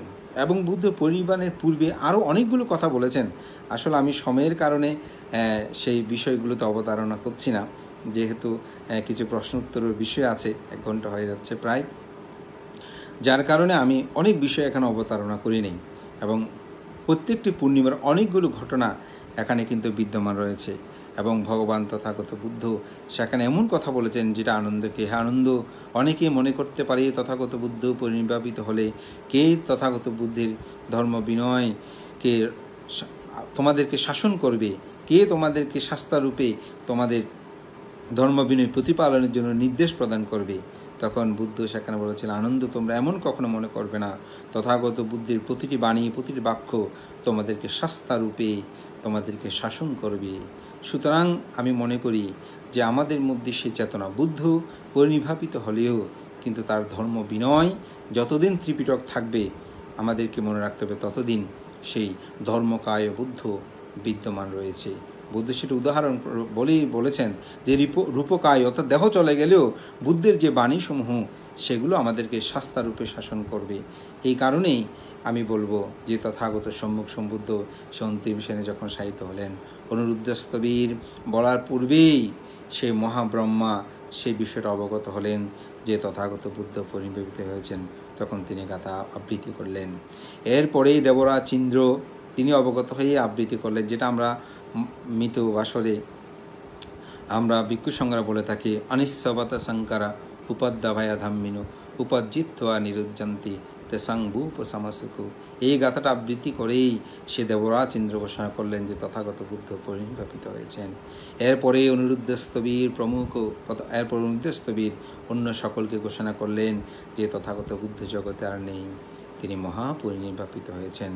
জগতের যেই জ্যোতি আলো প্রস্ফুটিত হয়েছিল ধনী গরিব সকলের জন্য যিনি তার ধর্মকে বিতরণ করেছেন, সূর্যের ন্যায় যিনি এই পৃথিবীকে সকল মানুষের তরে ধর্মবাণী বাসন করেছেন, সেই তথাগত বুদ্ধ আর জগতে নেই। সূর্যের ন্যায় কেন বলছি, কেন সেটা বলা হয়েছে? যেমন সূর্য আলো দেওয়ার সময় ধনী গরিব কি কখনো বিভেদ করে? কখনো করে না। ধনী যেমন সূর্যের আলো যে রূপ পায়, একজন দরিদ্র সেরকম পায়, একজন পণ্ডিত যেরকম পায় একজন মূর্খ সেরকম পায়। জগতে বুদ্ধ যে 45 বছর ধর্ম প্রচার করেছেন, এখানে কোনোরূপ ভেদাভেদ তিনি করেননি, সকলকে তিনি সমভাবে, সূর্য যেভাবে আলো দেয় সেভাবেই তিনি ধর্ম প্রচার করেছেন। যার কারণেই বলা হয় সে জগৎ জ্যোতি, জগতের আলো, সেই তথাগত বুদ্ধ পরিনির্বাপিত হলেন। সেদিন ছিল এই বৈশাখী পূর্ণিমা তিথি, যার কারণে এই ত্রিস্মৃতি বিজড়িত শুভ বৈশাখী পূর্ণিমা, যেটি পরবর্তীতে এই পূর্ণিমাটাকে বুদ্ধ পূর্ণিমা বলা হয়। বর্তমানে বাংলাদেশে সরকারিভাবে আমরা বুদ্ধ পূর্ণিমা, ইন্টারন্যাশনালভাবে এটাকে বেশাক ডে বা বৈশাখী পূর্ণিমা হিসেবে আমরা জানি। ধর্মপ্রাণপ্রিয় উপাসক উপাসিকাবৃন্দ, আগামীকাল যেহেতু বৈশাখী পূর্ণিমা, তাই আমি আসলে বৈশাখী পূর্ণিমা সম্পর্কে যৎকিঞ্চিত আমার জ্ঞান দিয়ে আপনাদেরকে বলার জন্য চেষ্টা করেছি। এখানে অনেকগুলো বিষয় আসলে আছে, যে বিষয়গুলো হয়তো আলোচনা করতে গেলে দীর্ঘ সময়ের প্রয়োজন, তাই আমি দীর্ঘ সময় সেটা জ্ঞাপন করছি না। এবং সাথে সাথে বলবো, আমি কিছু প্রশ্ন উত্তরের কথায় আজকে আসতে চাই, যেহেতু আমাদের শিশুদের ক্ষেত্রে আসলে আমাদের কী করণীয় কর্তব্য আছে এবং শিশুদের স্বধর্ম শিক্ষার কীভাবে আমরা করতে পারি এই বিষয়ে আমি কিছু কথা বলতে চাই। যদি এখানে কোনো প্রশ্ন থাকে আমি সেই বিষয়ে, তবে আমাকে একজনের প্রশ্ন করেছেন, একজন শিক্ষিকা, তিনি প্রশ্ন করেছেন যে ভান্তে সমাধি ও নিরুত এটার মধ্যে আসলে কোনো পার্থক্য আছে কিনা, বা নিরুত সমাপত্তি এটা কি বলা হয়। আসলে বুদ্ধ ধর্ম দর্শনের মধ্যম নিকায়ের বহু বেদনীয় সূত্রে এই বিষয়টা আপনি আরও দেখবেন। আমি একটু বলছি যে মধ্যম নিকায়ের বহু বেদনীয় সূত্র, সেটার মধ্যে আপনি বিস্তারিত পাবেন। আমি একটু এখানে আলোচনা করছি যে এখানে সুখটাকে দুই ভাগে ভাগ করা হয়েছে। একটা হচ্ছে বেদিয়েতি সুখ, আরেকটা হচ্ছে উপশম সুখ। বেদিয়েতি সুখটা কি? পঞ্চকামগুণে আমরা যাহা ভোগ করি। যেমন আমি একটা জিনিস চোখে একটা সিনেমা দেখছি বা একটা গান সিনেমা দেখতেছি, দেখতে দেখতে বলছি, ইস যে সিনেমাটা দেখতে আমার এতই ভালো লেগেছে, কি আনন্দ লেগেছে, খুব সুখ পেলাম। একটা ফুল দেখলাম, ফুলটা দেখে আহা কি সুন্দর ফুল, এই যে আপনি এটা দেখে আনন্দ উপলব্ধি করলেন, সুখ পেলেন, এটাকে বলা হয় বেদিয়েত সুখ। এই সুখটা কিন্তু ক্ষণস্থায়ী, এটা আছে কিছুক্ষণ পরে চলে যাবে। যেমন আপনি একটা গান শুনছেন, বুঝি এরকম গান আর ইতিপূর্বে আমি শুনি, কি সুন্দর গান, এই যে সুখ, এটা হচ্ছে বেদিত সুখ।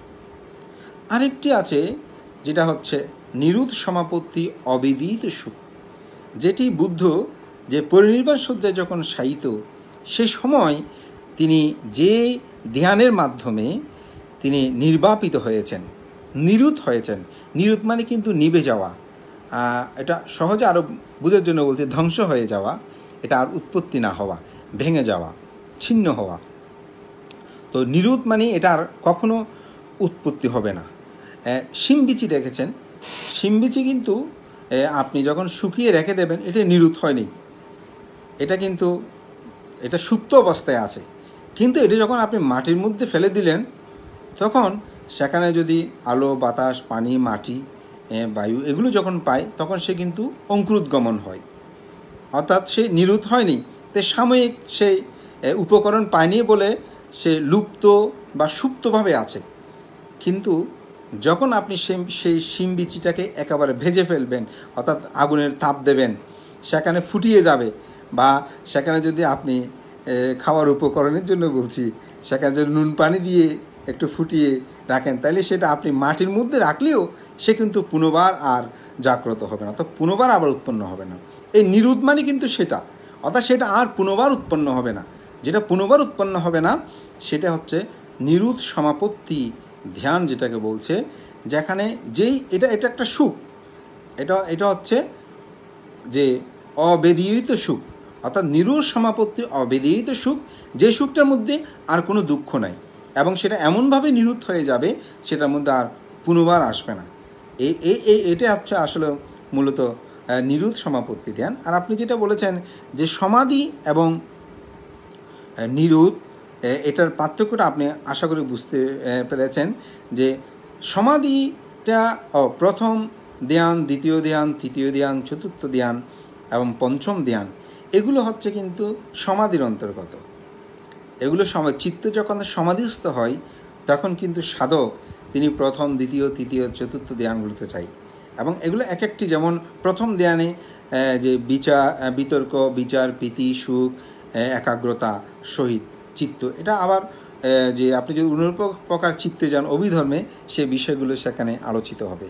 তো যার কারণে সমাধি এবং নিরুত সমাপত্তির মধ্যে একটু পার্থক্য বিদ্যমান আছে, যার কারণে আমি বলবো এটা রূপবচর কুশল চিত্তে যখন আপনি এগুলোকে ব্যাখ্যা করবেন, তখন সেখানে সহজেই এটা অনুমেয় হবে। এটাও কিন্তু একটা কুশল চিত্ত, এবং এটা কিন্তু মার্গজ্ঞান, এটা একটা স্টেট, এটা একটা সমাধি। চিত্ত সমাধিস্থলে তিনি প্রকৃত সত্যটাকে দর্শন করেন, এবং এটা দর্শন করতে গিয়ে ভবঙ্গ জ্ঞান অনুক্রমে যতক্ষণ তিনি শ্রোতাপত্তি লাভই হতে পারেননি, ততক্ষণ পর্যন্ত সময় কিন্তু তার জীবনের পূর্ণতা সাধন হবে না। এই জন্য এই সমাধি হওয়ার পরেও কিন্তু অনেকে সে স্থানেই থেকে যায়, এটাকে যদি বিদর্শন আমরা যেটাকে বলছি গভীরভাবে জ্ঞান দর্শনে যদি তিনি সামনের দিকে অগ্রসর না হয়, তাহলে তার পক্ষে এটা লাভ করা সম্ভব হবে না। এই জন্য বিষয়টা আশা করি আপনি উপলব্ধি করতে পেরেছেন। তো শিশুদের কীরূপে শিক্ষা দেওয়া উচিত, আমার একজন আলোকবংশ ভিক্ষু মনে হয় সে আমাকে ইনবক্সে সেই প্রশ্নটা করেছিলেন যে শিশুদের আমরা কিভাবে শিক্ষা দিতে পারি। তো আমি আসলে মূলত শিশু শিক্ষার বিষয়টা বলবো যে আমরা শিশু কাকে বলি, আমরা এই বিষয়টা আমাদের একটু জানাটা দরকার। তো শিশু বিষয়টা আমরা আমাদের জাতীয়ভাবে বলা যায় জন্ম থেকে 18 পূর্বকাল সময় পর্যন্ত তাদেরকে শিশু হিসাবে ধরা হয় আমাদের সরকারিগতভাবে। আবার ডাক্তাররা মনে করে যখন মাতৃগর্ভে ভ্রূণ হিসাবে তার আবির্ভাব হয় তখন থেকে কিন্তু সে শিশু এভাবে বিবিধভাবে গণনা করা হয়। তো যাই হোক, যে শিশুদেরকে ধর্মীয় শিক্ষা দেওয়ার ক্ষেত্রে প্রথম আমি বলবো ভূমিকা, এটা হচ্ছে পিতামাতা। পিতামাতাদের একটি ভূমিকা থাকা খুব দরকার, কারণ বুদ্ধ বলছেন ব্রাহ্মাতি পিতামাতারও পূর্ব আচার্যতি উচ্চারে, অর্থাৎ আমাদের পিতামাতারা হচ্ছে কিন্তু পূর্ব আচার্য, অর্থাৎ প্রথম আচার্য। আমাদের অনেকের ধারণা থাকে যে ধর্মদান শুধু ভিক্ষু সঙ্গ করে, অন্য কেউ ধর্মদান করে না। এ ধারণাটা ভুল। আমি মনে করি আমাদের মা বাবারা আমাদেরকে প্রথম ধর্মদান করেছিল। বান্তে কীরকম? আমাদেরকে প্রথম ধর্মদান করেছিল যে তুমি চুরি করবে না, চুরি করাটা পাপ। এটা আমার মনে হয় আমার মতন আপনারা সকলেই প্রথমে পারিবারিকভাবে এই শিক্ষাটা লাভ করেছেন। তারপরে পানাদি পাতা বেড়ামণি বা আদিন্না দানা বেড়ামণি শিক্ষা প্রদান, এটা বান্ধবদের কাছ থেকে পরে শুনেছে। কিন্তু ছোটোবেলায় প্রথমেই আমাদেরকে শিক্ষা দিয়েছে না চুরি করা যাবে না, চুরি করবে না। তাহলে এটা যে আমরা শিখলাম, কার থেকে শিখলাম? অবশ্যই প্রথমে পিতামাতার থেকে আমরা শিখলাম, যদি সেই পিতামাতা সচেতন হয়। আশা করি আমার সাথে সকলে একমত হবেন। সুতরাং প্রথমে আমি বলবো সদ্ধর্ম শিক্ষার ক্ষেত্রে প্রথমে পিতামাতার ভূমিকাটা কিন্তু অপরিসীম, এবং পিতামাতাকে এই শিক্ষাটা অবশ্যই দিতে হবে। আমাদের কিছুদিন আগে আমাদের একজন, আমি নাম বলছি না, আমাদের প্রখ্যাত সাংঘিক ব্যক্তিত্ব, ওদের কালকে পড়লাম, তিনি বললেন যে আমাদের মা বাবারা ধর্মশিক্ষার জন্য যেভাবে অগ্রসর হয় না, তার চেয়েও বেশি গান বাজনার জন্য তারা পাগল হয়ে যায়। যদি গান বাজনা যেভাবে শেখানোর জন্য উৎসাহিত হয়, সেখানে 5 ভাগের যদি 1 ভাগ সময়ও ধর্মীয় শিক্ষার জন্য দিত, তাহলে ছেলে মেয়েরা বিপদগামী হতো না। আসলে এই সত্যি কথা। আমি আমার বিহারে ধর্ম শিক্ষার জন্য আমি দেখি যে এখান থেকে অনেকে আসে প্রবর্তক মোড়ে, চট্টগ্রামে প্রবর্তক মোড়ের ওখানে কি শিশু একাডেমি না কৃষি, ওখানে গান নাচ শেখানোর জন্য এখান থেকে গাড়ি ভাড়া করে বা সিএনজি ভাড়া করে বাসে করে ওখানে গিয়ে এই নাচ গান শেখাবে। কিন্তু এখানে আমার বিহারেও পাশে আরও বিহার আছে, ওখানে এখন ধর্মের শিক্ষা চালু হয়েছে, কিন্তু সেখানে নিয়ে যেতে তাদের আগ্রহবোধটা থাকে না। এখন চট্টগ্রাম বৌদ্ধ বিহারে হয়েছে, আপনার ঢাকাতেও প্রায় বিহারগুলো হয়েছে। গ্রাম অঞ্চল বিহারগুলোতে ভাঙতার অনেক চেষ্টা করে, যতদিন চকলেট কলা এগুলো দেয় ততদিন আসে। বিহার কমিটিগুলো আমি মনে করি এইভাবে সচেতন হলে, যাই হোক আমি ত্রুটি বলতে চাই না, তা আমি মনে করি আমরা যদি সকলে সচেতন হই, তাহলে কিন্তু এই ধর্মীয় শিক্ষার ক্ষেত্রে আমাদের করণীয় কর্তব্যগুলো আমরা সহজেই সম্পাদন করতে পারব। এবং সেজন্য আমি প্রথমে বলবো আমাদের পিতামাতা, তাদের ভূমিকা। দ্বিতীয় হচ্ছে ধর্মীয় গুরু। আমাদের ধর্মীয় গুরুদের করণীয় কর্তব্য কিন্তু কোনো অংশে কম নয়। এই ধর্মীয় গুরুদের ক্ষেত্রে আমি প্রথমে বলবো যে অনেক সময় আমরা ছেলে মেয়েদের থেকে এত বেশি দূরত্বে থাকি, তারা একটু ভুল ত্রুটি করলে হেই হইত করে আমরা ডাক চিৎকার করে থাকি। অনেক সময় তারা ভয়েও আর কাছে আসে না। স্বাভাবিক ভিক্ষু সংঘদের পরিবেশন এসে করতে গেলে একটু বিনয় যেহেতু সেখানে রয়েছে, স্বাভাবিকভাবে সেখানে ভুল ত্রুটি হয়। এখন এগুলোর ভয়েও ছেলেগুলো আর পরিবেশন করতে ওইটা করতে ওরা আর আসে না। আমাদের তো একটা দূরত্ব সৃষ্টি হয়ে যায়, যার কারণে আমরা তাদেরকে সঠিক তথ্যটা দিতে পারি না। আমি মনে করি তাদের সাথে আমাদেরকে খুব আপন করে কথা বলাটা দরকার। ছোট ছেলে মেয়েগুলোকে তাদেরকে যে আমরা ধর্মীয় গুরু সম্মান নেব সেটা না, আমরা তাদের সাথে খুব কাছে গিয়ে কথা বলতে পারি, যে তারা তাদের সাথে কুশল বিনিময় করতে পারি।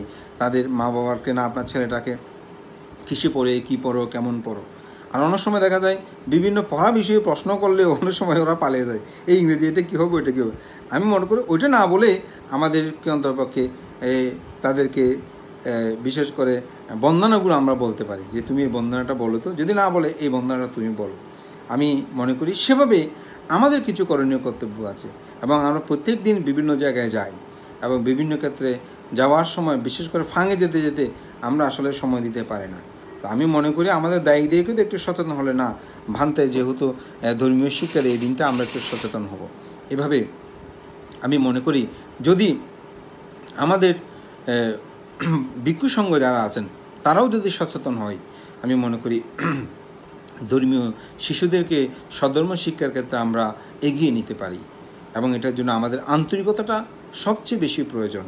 এবং এটা যদি থাকে, আমি মনে করি আমাদের আগামী প্রজন্মকে রক্ষা করাটা আমাদের জন্য সহজ হয়ে দাঁড়াবে।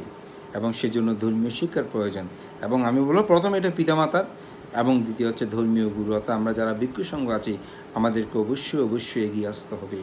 আমি মনে করি আমাদের উচিত হবে আমাদের সেই ছেলে মেয়েদেরকে, শিশুদেরকে ধর্মীয় শিক্ষাটা দেওয়া। আমাদের পরম শ্রদ্ধেয় আনন্দমিত্র মহাতের মহোদয়, অখিল ভারতীয় সংঘনায়ক, তিনি একটি কথা বলতেন, বলে যে কোনো এই বয়বৃদ্ধ বুড়া যেগুলো আছে ওদেরকে সারাদিন ধর্ম দেশনা করাচ্ছি, কোনো যুবক তরুণ ওকে যদি আমি ধর্ম দেশনা করি সেটা বেশি লাভবান হবে, সে জীবনে সেটা প্রয়োগ করতে পারবে। আর বুড়ো কতগুলো সারা বছর এই ঘর সংসার এসে করতে করতে জীবন সেখানে শেষ, এই বৃদ্ধ বয়সে কোথায় যাবে? অষ্টশীল এগুলো নেওয়ার জন্য বিহারে পাঠিয়ে দিল, এই এখানে এসে সারাদিন এখানে দর্শনের কথা বললো কী হবে, সুদূরের সূত্রের কথা বললো কী হবে, কতটুকু তার উপলব্ধি। আমি কোনো তুচ্ছ এটা বাস্তবতা, কারণ যার শরীর বেদনায় জর্জরিত তাকে আমি এই এত ধর্ম কথা উদাহরণ দিয়ে বুঝালেও সে কি বুঝবে। সেখানে সেই ভালো বললো যে কথা, দর্শন বললো যে কথা, সেটা সেই বিচার করার, সেটা নিয়ে উপলব্ধি করার, সেটা তার নিজের জীবনে প্রয়োগ করা আসলে কি সহজে সম্ভব হবে? আমার মনে হয় না। আমি অনেক সময় ধর্মদর্শন সিদ্ধান্ত অনেক উপাসক উপাসিকাকে বলতে শুনেছি, ভান্তে আসলে জীবনে যদি অনেক আগে আপনার দর্শনাগুলো শুনতাম তাহলে আমাদের জীবনে অনেক উপকার হতো। তো আমি সেই জন্য বলবো যে আমাদের শিশুকাল থেকে তাদেরকে ধর্ম শিক্ষাটা দেওয়া, তখন সে আর ভুল পথে যাবে না, তার নিজের জীবনটাকে সে রক্ষা করবে এবং আমি মনে করি সে বিপদগামী হবে না। তাই আমরা যারা ভিক্ষু সংঘ আছি আমি বলবো আমাদের সবার উচিত যে ধর্মীয় শিক্ষার ক্ষেত্রে এটা অনন্য ভূমিকা প্রতিপালন করা। এবং সাথে আমি তৃতীয়তে যে কথাটা বলতে চাই, এই শিশুদের শিক্ষার ক্ষেত্রে আমাদের যে সংগঠনগুলো আছে, প্রথমে বলো বিহার কমিটি যেমন সামাজিক কিছু বিশৃঙ্খলা দেখলে আপনারা সকলে সম্মিলিত হয়ে সেটা প্রতিকারের জন্য ব্যবস্থা গ্রহণ করেন। ঠিক অনুরূপভাবে আমি মনে করি আপনাদেরও করণীয় কর্তব্য হবে যে প্রতিটি বাড়িতে যে ছেলে মেয়েগুলো আছে তাদেরকে অমুক দিন নির্দিষ্ট সময় অবশ্যই তাকে বিহারে যেতে হবে। যদি সে না যায় তাহলে সামাজিকভাবে আমরা তার সাথে কথা বলবো, সামাজিকভাবে এটা নিয়ে আমরা ব্যবস্থা করব। তখন দেখা যাবে সামাজিকতার কারণেই তাদের ছেলে মেয়েদেরকে সেখানে অবশ্যই ধর্মীয় শিক্ষার জন্য পাঠাবে। এবং কমিটির যিনি ধর্মীয় সম্পাদক এই বিষয়ে তিনি তদারক করবেন। ধর্মীয় সম্পাদকের কাজ কি? শুধু কি পঞ্চশীল প্রার্থনার জন্য মাইক নেওয়া? ওনারও তো কিছু করণীয় কর্তব্য আছে। আমাদের বলবো আমি ক্ষেত্রে যে যিনি ধর্মীয় সম্পাদক হবে উনি চায় যে আমি ধর্মীয় সম্পাদক, আমি পঞ্চশীল প্রার্থনা হব, কিন্তু আপনার যেটা করণীয় কর্তব্য সেক্ষেত্রে আপনি ধর্মের জন্য আসলে কি করছেন, এটা কি শুধু ভিক্ষু সংঘের দায়িত্ব না, অবশ্যই কমিটিগুলো সে দায়িত্বটা থাকতে হবে। শুধু বিহার নির্মাণ করলে হবে না। আমি মনে করি এই বিহারগুলো কে রক্ষা করবে? এই কিছুদিন আগে একজন উপাসক, আমি নাম বলছি না, উনি বলেছেন এগুলো রক্ষা করবে কে? রক্ষার জন্য তো আমাদেরকে সে প্রজন্মটাকে সৃষ্টি করতে হবে। এই প্রজন্মটাকে সৃষ্টি করতে হলে তো আমাদের সবাইকে এগিয়ে যেতে হবে। অনেক সময় আমি মনে করি সেই বিষয়গুলো আমরা চিন্তা করছি না, আমাদের প্রজন্ম কোথায় আছে। আমরা শুধু দৌড়ছি এদিকে সেদিকে, ওখানে দৌড়াদৌড়ি করতেছি, ছেলে মেয়ে থেকে একদিন অমুককে দেখ, সেটা দিয়ে কি আপনি রক্ষা পাবে? আমি সেদিনের আলোচনায় বলেছি যে সকাল সন্ধ্যা তাদেরকে অবশ্যই বন্দনা করাতে হবে।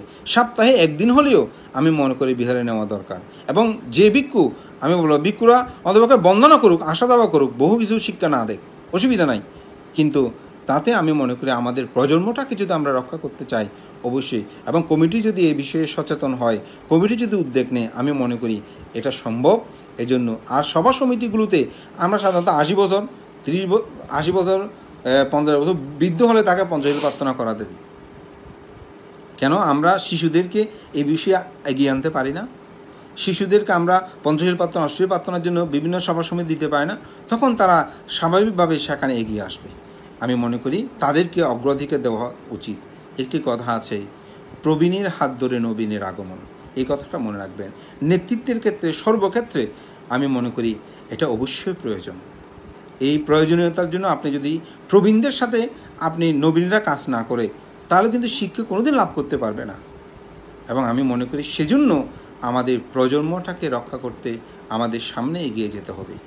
এবং সেজন্য সভা সমিতিগুলোতে আমি মনে করি আমাদের প্রজন্মদেরকে সুযোগ করে দিতে হবে, এবং বিশেষ করে বিহার কমিটি তাদেরকে এই বিষয়ে উদ্যোগ নিতে হবে। এবং এটা সবচেয়ে বেশি জরুরি। অন্ততপক্ষে আমি মনে করি প্রতি সপ্তাহে যারা আসবেন তাদের জন্য টিফিনের আমরা একটা ব্যবস্থা করতে পারি। যেমন আমার বিহারে এটা আমার কিন্তু ব্যবস্থাপনা আছে, যদি এটা কমিটি আমি নিজে ব্যক্তিগতভাবে এটা আমি বহন করি, আমার একটি সংগঠন, আমার ব্যক্তিগত মাধ্যমে আমি মনে করি আমরা তাদেরকে সেটা দিই। এবং সেটা দেখা গেছে আমার ওখানে এখন প্রায় 220-30 জন ছাত্রছাত্রী উপস্থিত হয়। হ্যাঁ, তারা বলে যে না ওখানে যাবো, ভানতে আমাদের কিছু একটা দেবেন। এইভাবে কেউ আসেন, আর কেউ মা বাবার সচেতনতা আসেন, আর কেউ হয়তো তার ইচ্ছাগত অন্যরা আসছে সেই জন্য আসেন। আমরা এভাবে উদ্যোগটা নিতে পারি, তাদেরকে সেভাবে আমাদেরকে রক্ষা করতে হবে। আমরা যত বড় বড় সভা সমিতি, একক ধর্মদেশনা, যত বিশাল কিছু আয়োজন করি না কেন, আমি বলবো আমাদের প্রজন্মটাকে রক্ষা করা যাবে না। এই প্রজন্মকে রক্ষা করতে হলে এই বিষয়ে আমাদের সচেতন হতে হবে। আমাদের অনেক তরুণ ভিক্ষু সংঘরা তারা আসলে চেষ্টা করে, কাজ করে, কিন্তু দেখা যায় পরে কারো সহযোগিতা পায় না, একা নিরাশ হয়ে যায়।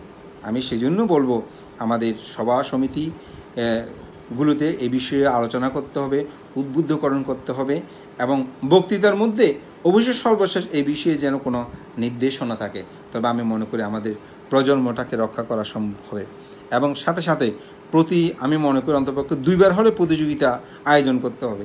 সেখানে আমরা গান বাজনার এইসব আয়োজন, এগুলো জাতীয়ভাবে বিভিন্ন সম্প্রদায় বিভিন্নভাবে তারা কিন্তু করছে, কিন্তু আমি মনে করি আমাদের এই জাতিসত্তাকে রক্ষা করতে হলে আমাদেরকে অবশ্যই আমি মনে করি যে আমাদের একটি করণীয় কর্তব্য, সেটা হচ্ছে ক্ষেত্র বিশেষে তাদেরকে নিয়ে আমি শিশু ধর্মীয় প্রতিযোগিতা, যেমন সূত্রপাঠ, তারপর গাথা, আবৃত্তি, পালি, ইতি উচ্চারণ, বাংলা উচ্চারণ, এগুলো নিয়ে আমি মনে করি আমরা যদি তাদেরকে উদ্বুদ্ধ করি, তাহলে আমাদের জাতিসত্তাকে রক্ষা করাটা আমি সহজ হবে।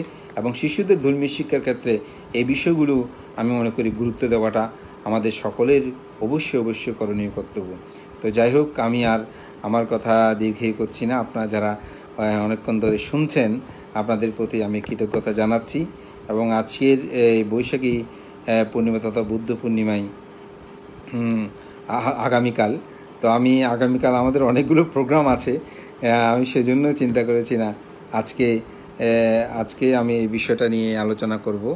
তো আজকের বৈশাখী পূর্ণিমা সম্পর্কে একটি প্রশ্ন ছিল আলোকা বংশের, যে বুদ্ধত্ব লাভ করেছেন, তিনি জন্মগ্রহণ করতেন, সব কিছু কিন্তু বনে বনেই হয়েছে।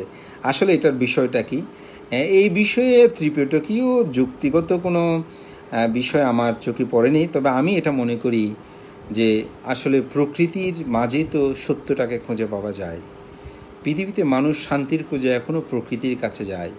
তাই বুদ্ধ তার জীবনের সমগ্র জীবনটা তিনি গাছে গাছে প্রকৃতির সাথেই তিনি নিবিড়ভাবে কাটিয়েছেন। এবং একজন সাধক, সত্য সন্ধানীও, তিনি প্রকৃতি থেকে অনেক শিক্ষা লাভ করতে পারেন। যেমন একজন সাধক যখন তিনি থেকে বনান্তরে যায়, সেখানে বৃক্ষতলে বসে, তখন তিনি যে একটি বৃক্ষ শুকিয়ে ঝরে পড়ছে, এই অনিত্যতাটা তার মধ্যে উপলব্ধি হয়, তিনি সেটাকে উপলব্ধি করতে পারেন। এবং লোকালয়ে মানুষ যখন অবস্থান করে, তখন কিন্তু বিবিধ কিছু পঞ্চকামগুণ তাকে তাড়িত করে, কিন্তু যখন সে বনের মধ্যে থাকে, সেখানে বাঘ, ভালুক, বিভিন্ন কিছু শব্দ শোনে, কিন্তু এগুলো চিত্তকে কম্পিত করতে পারে না, চিত্তের মধ্যে বিভিন্ন প্রশ্ন জাগ্রত হয় না, যার কারণে আমি মনে করি বুদ্ধ আজীবন তিনি বন থেকে বনান্তরে তিনি অতিবাহিত করেছেন। তবে একেবারে গভীর বনে তা না। বুদ্ধের ধর্মদর্শনীয় বিহার নির্মাণের ক্ষেত্রে আমরা দেখতে পাই যে লোকালয় থেকে বলা হচ্ছে অনিত দূরে, অর্থাৎ দূরেও নয় কাছে নয়, এমন স্থানে, অর্থাৎ যেখানে লোক সমাগম সহজে যেতে পারে, আবার লোক সমাগম যেতে পারে কিন্তু সবসময় যেতে পারে না বা যাওয়াটা উচিত নয়, এরকম স্থানেই তিনি বিহার নির্মাণের জন্য কিন্তু উৎসাহিত করেছেন, অর্থাৎ উপযুক্ততা হিসাবে সবচেয়ে বেশি ঘোষণা করেছেন। তা আমি মনে করি সেই কারণেই তথাগত বুদ্ধ তিনি আজীবন বনেই বনে বনান্তরে গেছেন, এবং এটি মানব জীবনে আমি মনে করি আমাদের অনুশীলন করা দরকার। আজকে যে করোনা ভাইরাস একটা আক্রমণ, এটা কিন্তু প্রকৃতির বিপর্যয়ের কারণে আমরা প্রকৃতি ধ্বংস করছি। আমাদের অনেক ভিক্ষু সংগ্রহ বলেন কোথায় ধ্যান করবে, একটা বন এখন খুঁজে পাওয়া যায় না। আসলে এই যে বন আমরা ধ্বংস করছি, প্রকৃতির সাথে বৈরিতা করছি, আজকে সেই প্রকৃতি আমাদেরকে আবার আক্রমণ করেছে, আমরা এখন ছিন্ন ভিন্ন হচ্ছি। এজন্য আমি মনে করি আমাদের সকলকে প্রকৃতিকে ভালোবাসা উচিত এবং এই প্রকৃতির প্রতি আমাদের আন্তরিকতা থাকাটা উচিত এবং এটাকে রক্ষা করা উচিত।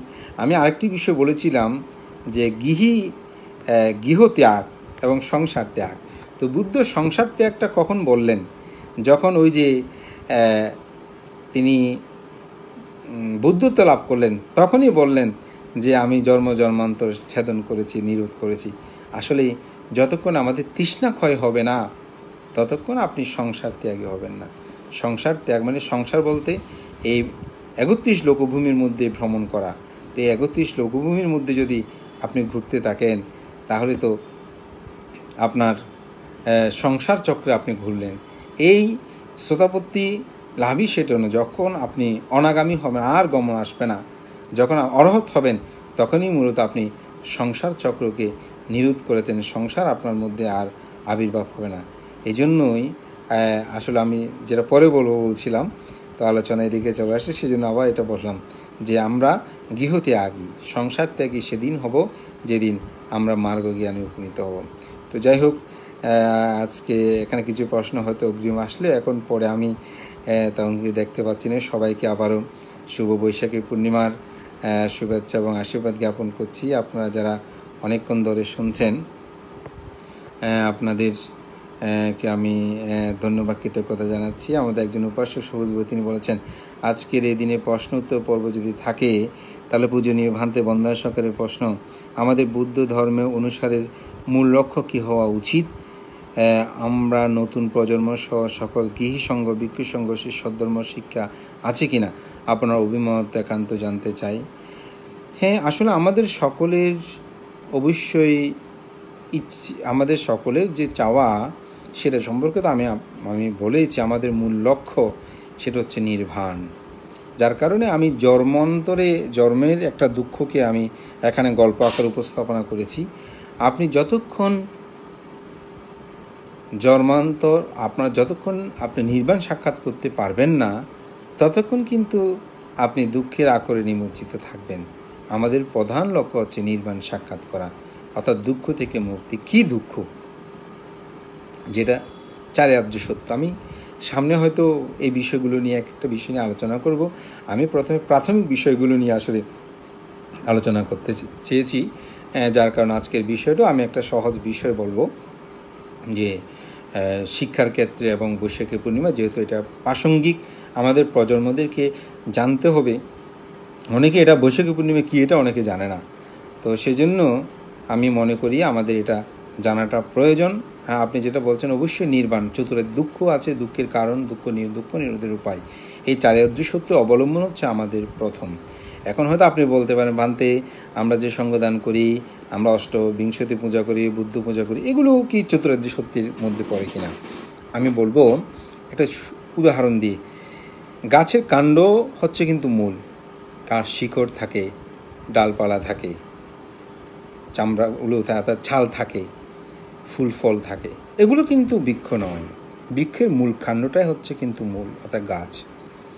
কিন্তু শিকড় ছাড়া সেই কাণ্ডের অর্থাৎ মূল গাছের অস্তিত্ব আপনি রক্ষা করতে পারবেন না। ডালপালা ছাড়া সে গাছকে শোভাবর্ধন করবে না। ফুল ফল ছাড়া সে গাছের সৌন্দর্যকে আপনি উপলব্ধি করতে পারবেন না। চতুরার্য সত্য আমাদের মূল অবলম্বন হলেও শেকড়ের প্রয়োজন আছে, অর্থাৎ দানশীল ভাবনা মধ্যে যদিও আমাদের মূল ধর্ম দর্শন, তবে এই যে পূজা আর্চা এগুলোরও কিন্তু একটা প্রয়োজন আছে, কারণ এগুলোই ওই গাছের সৌন্দর্যকে সুবৃদ্ধি করে।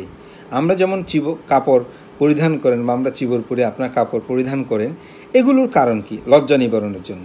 কিন্তু লজ্জা নিবারণের জন্য তো এটা কাপড়টাকে একদম চাদরের মতো করে ঝাঁপিয়ে দিলেও হয়ে যায়, কিন্তু ওখানে একটা ডিজাইন করা হয় কেন? এবং প্রতি বছর বছর এত ফ্যাশনের পরিবর্তন হয় কেন? অর্থাৎ শুধু লজ্জা নিবারণের জন্য নয়, এটা সৌন্দর্য বৃদ্ধির জন্য কিন্তু আমরা অনেক সময় পড়ে থাকি। তো যার কারণে আমি বলবো যে আমাদের ধর্ম আমাদের মূল লক্ষ্য নির্বাণ, তবে সাথে আমাদের কিছু করণীয় কর্তব্য সে সৌন্দর্যকে বদ্ধ করার জন্য করতে হয়। তবে সেটা যেন মিথ্যা দৃষ্টির আবরণে না হয়, সেটা যেন সম্মুখ দৃষ্টির আবরণে হয়। রিঘান বর্তমান পরিস্থিতিতে ঘরে বসে যেন বুদ্ধ পূর্ণিমা পালন করে সে ব্যাপারে দায়কদের দিক নির্দেশনা। অবশ্যই এটা আমরা ইতিমধ্যেই আসলে জানিয়েছি, আপনি স্মরণ করেছেন, খুব ভালো হয়েছে। আমি সবাইকে আহ্বান করব যে আপনাকে প্রথমে বেঁচে থাকতে হবে, এবং বেঁচে থেকে আপনি ধর্ম করতে পারবেন, এবং বুদ্ধির আদর্শে আমরা সেটা দেখতে পাই। সুতরাং আমি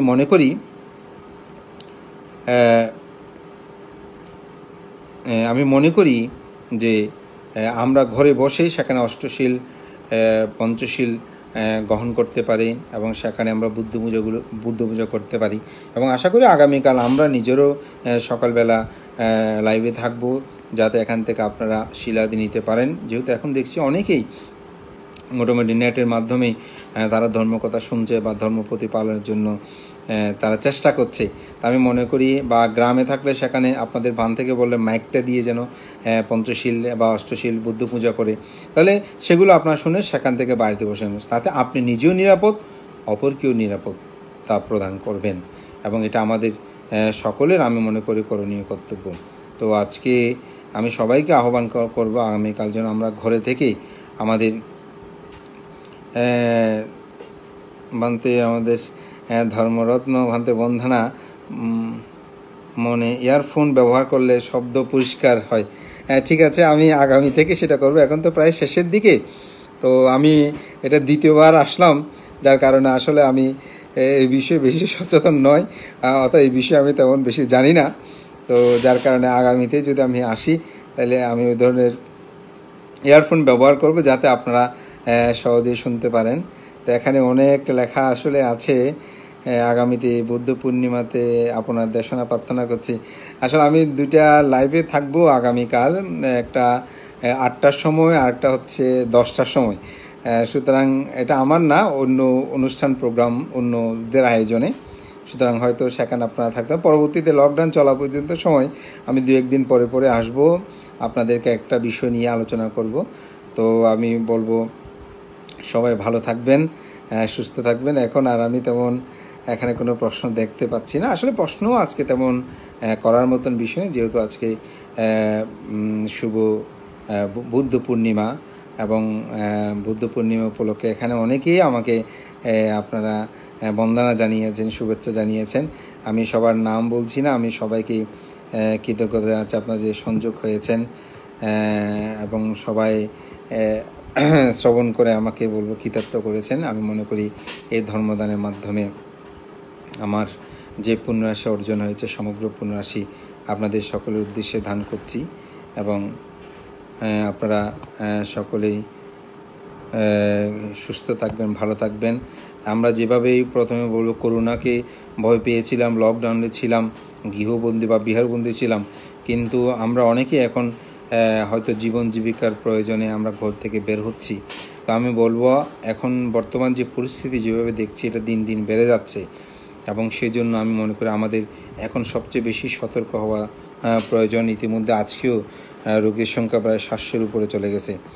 সুতরাং আমি মনে করি আমরা চাই না কোনো কারণে বেদনা বিদূর হতে, আমরা চাই না আমাদের জ্ঞাতি স্বজন এই পৃথিবীতে এই করোনা ভাইরাসে আক্রান্ত মৃত্যুবরণ করুক, কারণ পৃথিবীতে সবাইকে মরতে হবে, কিন্তু তাই বলে আমরা অসচেতন হয়ে মরবো, এটা আমরা কেউ কখনো প্রত্যাশা করি না।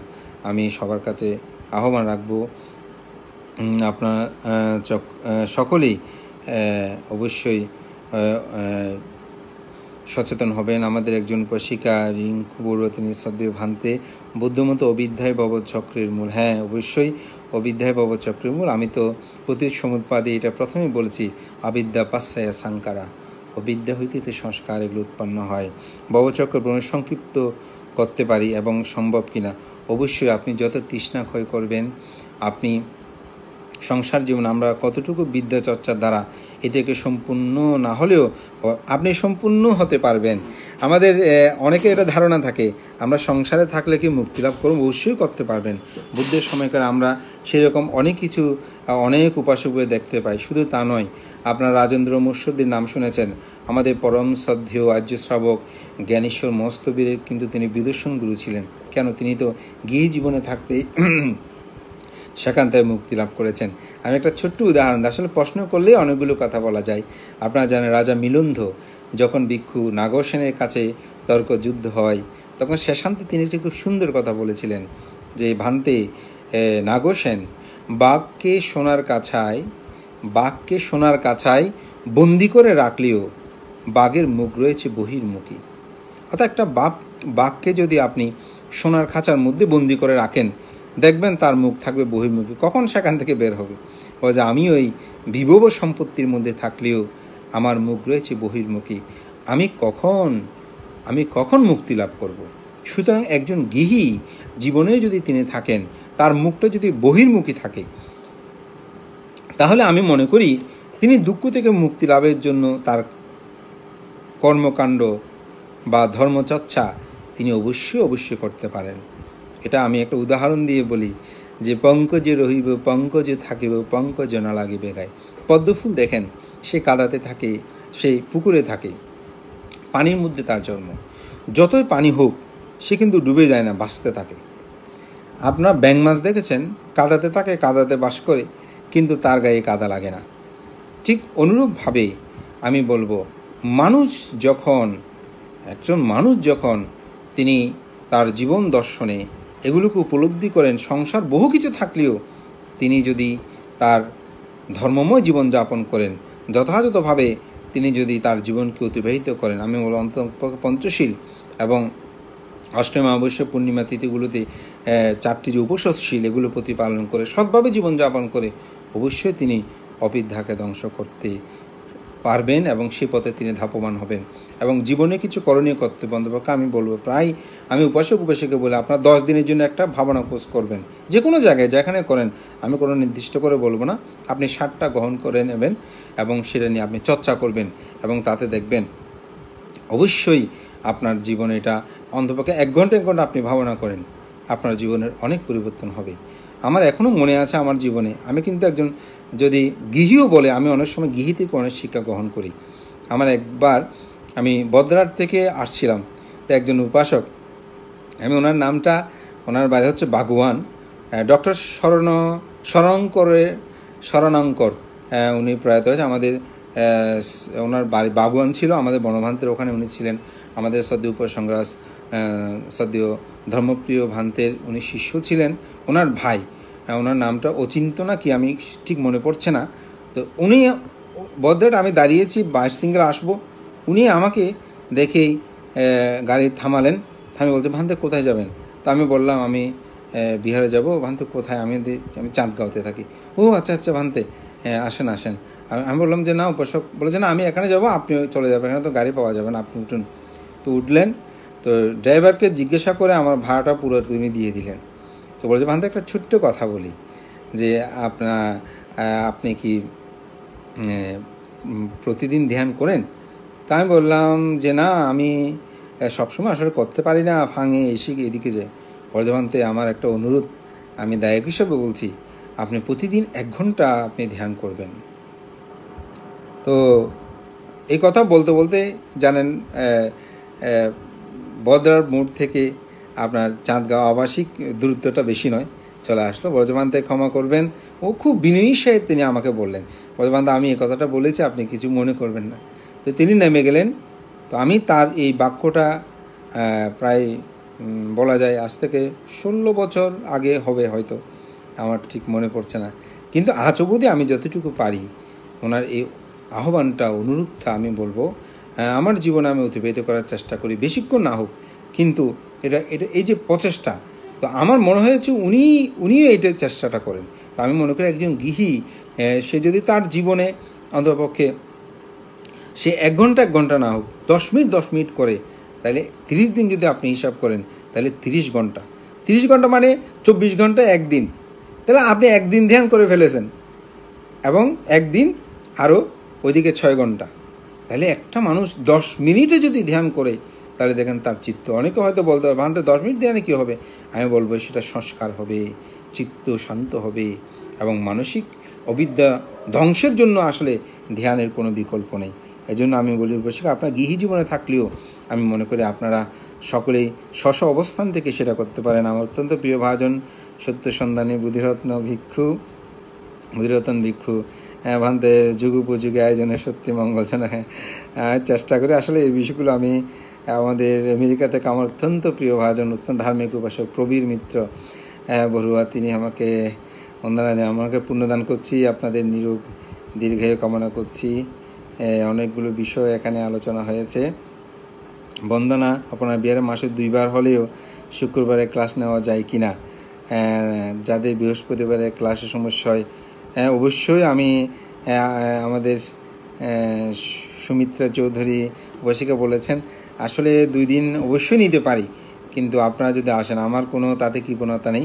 আমি প্রায় সময় মনে করি আমরা সারাদিন বিভিন্ন জায়গায় গিয়ে যে ধর্মদর্শনাগুলো করি, এর চেয়েও আমি মনে করি যে এটা আমার ধারণা, ওটা অন্য কেউ হয়তো ভিন্ন মত পোষণ করতে পারেন, যে ছেলে মেয়েদেরকে যেদিন 1 ঘন্টা 10 মিনিট 15 মিনিট ধর্ম শিক্ষাটা দিই, আমার মনে হয় উঠাচ্ছি এটা বেশি ভিত্তি।